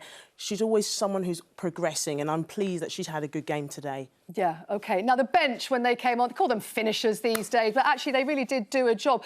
They made an immediate impact, didn't they, Maggie? They did. I mean, look, we're talking about, you got Fleetwood who came on, who was fantastic, you know, somebody who you don't need to give many opportunities for her to really get involved in the game. Sarah Byrne, I mean, she's the one who stood out for me the most. She came on, did a beautiful handoff. I think she took 2 people out and then scored a good try. But the first try here, it came from Vicky Fleetwood getting involved and then just driving and staying strong and getting that try. Again, probably one of the most easiest tries she's ever scored. And then we go on to Sarah Byrne, who scores after this. It came from a really good read from Natasha Hunt, you know, spotting that overthrow. But watch this, one handoff, then again, look for the second one. Big handoff, can't see it properly on the screen there, but it was really good when you watched it in live play. But it just shows you again, this player has the ability to play like a back row or centre. She's got good vision and good strength. And then the next try comes from Singh. You know, not the best pass from Roland, but good work by Singh just to pick up that ball from what was a good bounce. But the bench were really impressive and showed a lot of expertise and experience when they came on. We talked about a pre-match, didn't we? Old Natasha Hunt. She did not let us down, given all the hype. She has ended up, after her first test since late November 2020, she's come into the team. She's ended up with Player of the Match. We can hear from her now. Natasha Hunt, that was some return after 18 months. Did you enjoy it? Yeah, I loved it, to be honest. It's just been amazing to be back with the girls, back in the group, and it's so special. So yeah, love throwing the ball around with my mates.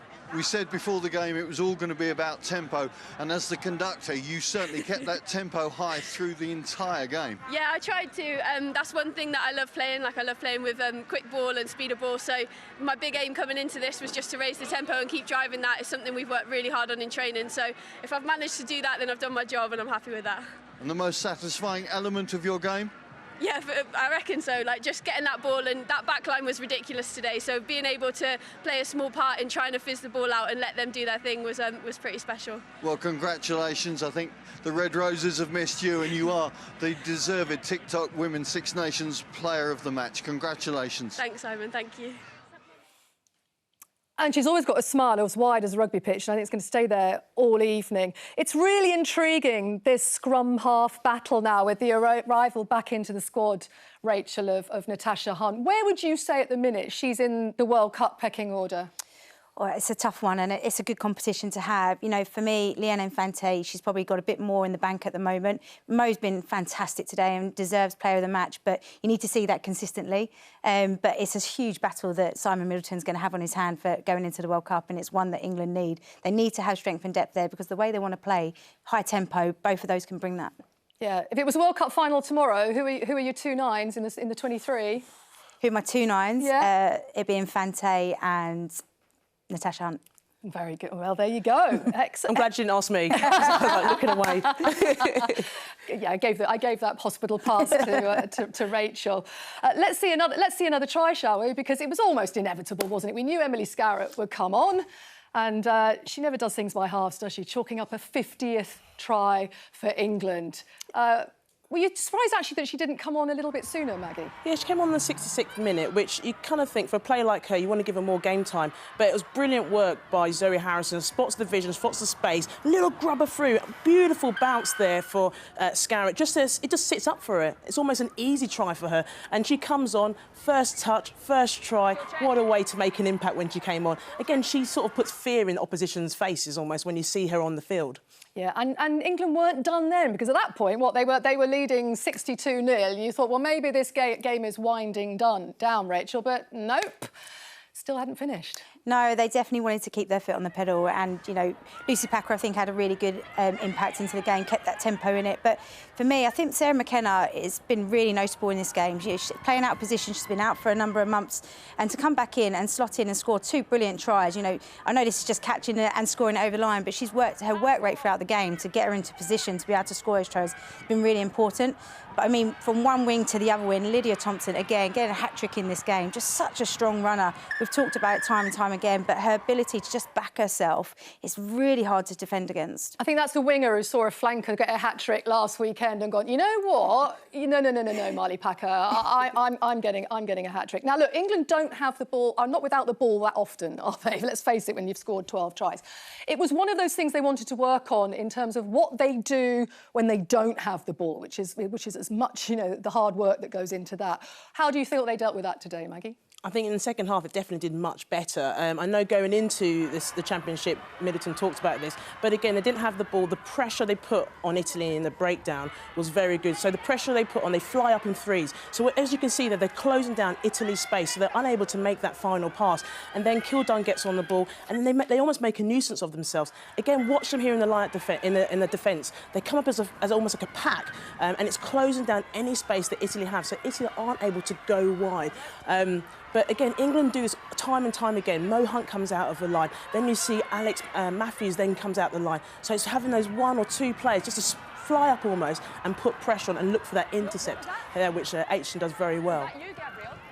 It's just such desperation, isn't there, around, you know, even if they haven't got the ball, their mindset, let's go put the pressure on, let's get the ball back. Because England want to come alive with the ball in hand, but they know that, you know, in a game of rugby, it's not often that you're always going to have the ball, but just their hunger to want to keep putting pressure on, to want to get the ball back. You know, I think they've been really smart around the breakdown, when to go in and when to stay on their feet, to give them that line speed to be able to go and put pressure on them. So I think Cyprus Minister would be really pleased with how their defensive efforts Yeah, they really do continue to drive standards, don't they, England? Someone at the heart of that is their captain, Poppy Cleall. We can hear from her now. Well, Poppy Cleall, England captain, big score, big performance. Satisfied? I just want to start by saying our thoughts and love and support are with Maddie Lawrence and her family and the whole of UE rugby team. I used to play with them, and the rugby community are here for you, and just wanted to pass on our love and support. Well said. With regards to the game, yeah, I think mids asked for intensity, work rate and effort, and I think that's what you got today.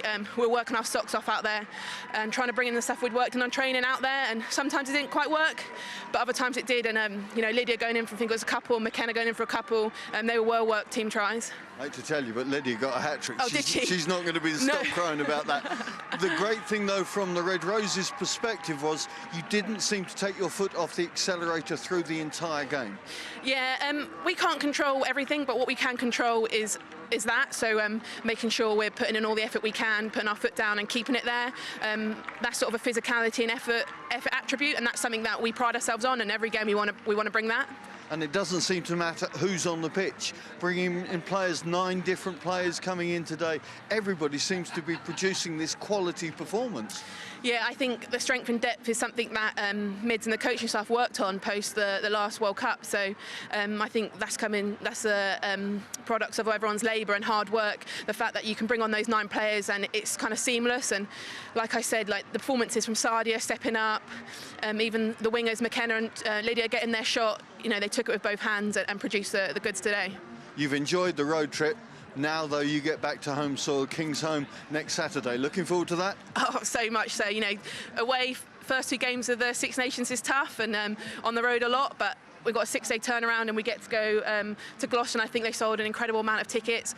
Hopefully just keep staying all week, and we get a massive support behind us for that game. Well, enjoy tonight and get set for Wales. Thanks, Poppy. Perfect. Thank you very much. Yeah, we'll have that game live on BBC Two. Here's the table as it stands, and 3 teams unbeaten. England topping the way, of course, by points difference, because they've scored, 522 million tries. So there we go. How much have you enjoyed these opening 2 rounds of the TikTok Women's Six Nations? I've really enjoyed them. I think it's been really good. It's been competitive. We've had big crowds as well. I know big viewing figures as well to watch us. But overall, it's been really positive, and I'm looking forward to seeing how the championship continues to develop, because I think there's going to be more tries as we go along. Yeah, absolutely. I think we've seen some glimpses of what teams can do, but I believe that we've got so much more growth to go within the competition. It's going to be hotting up over the next few games. Thank you very much, both Maggie Alfonsi, Rachel Burr, for a resounding win for the Red Roses again. They'll be back on home soil next week, though, facing a resurgent Wales. We'll have that game live here on BBC Two. Join us from Gloucester. See you then. Bye-bye. The final match in round 2 of the Women's Six Nations is underway. Hunt passes out wide. There's no one there. It's McKenna. Passed out to the far side. It's Lydia Thompson. 2 on the board for England. A bonus point try scored by Shauna Brown. And here comes Thompson. That's a brace. It's still Sarah Byrne going. Oh, what a score by Byrne. What a force of nature. Nice touch through. There's 2 women on it. It's Scarrett for 50. She's got 50 in the locker for England. It's a hat-trick for Lydia Thompson. A 12th try for England.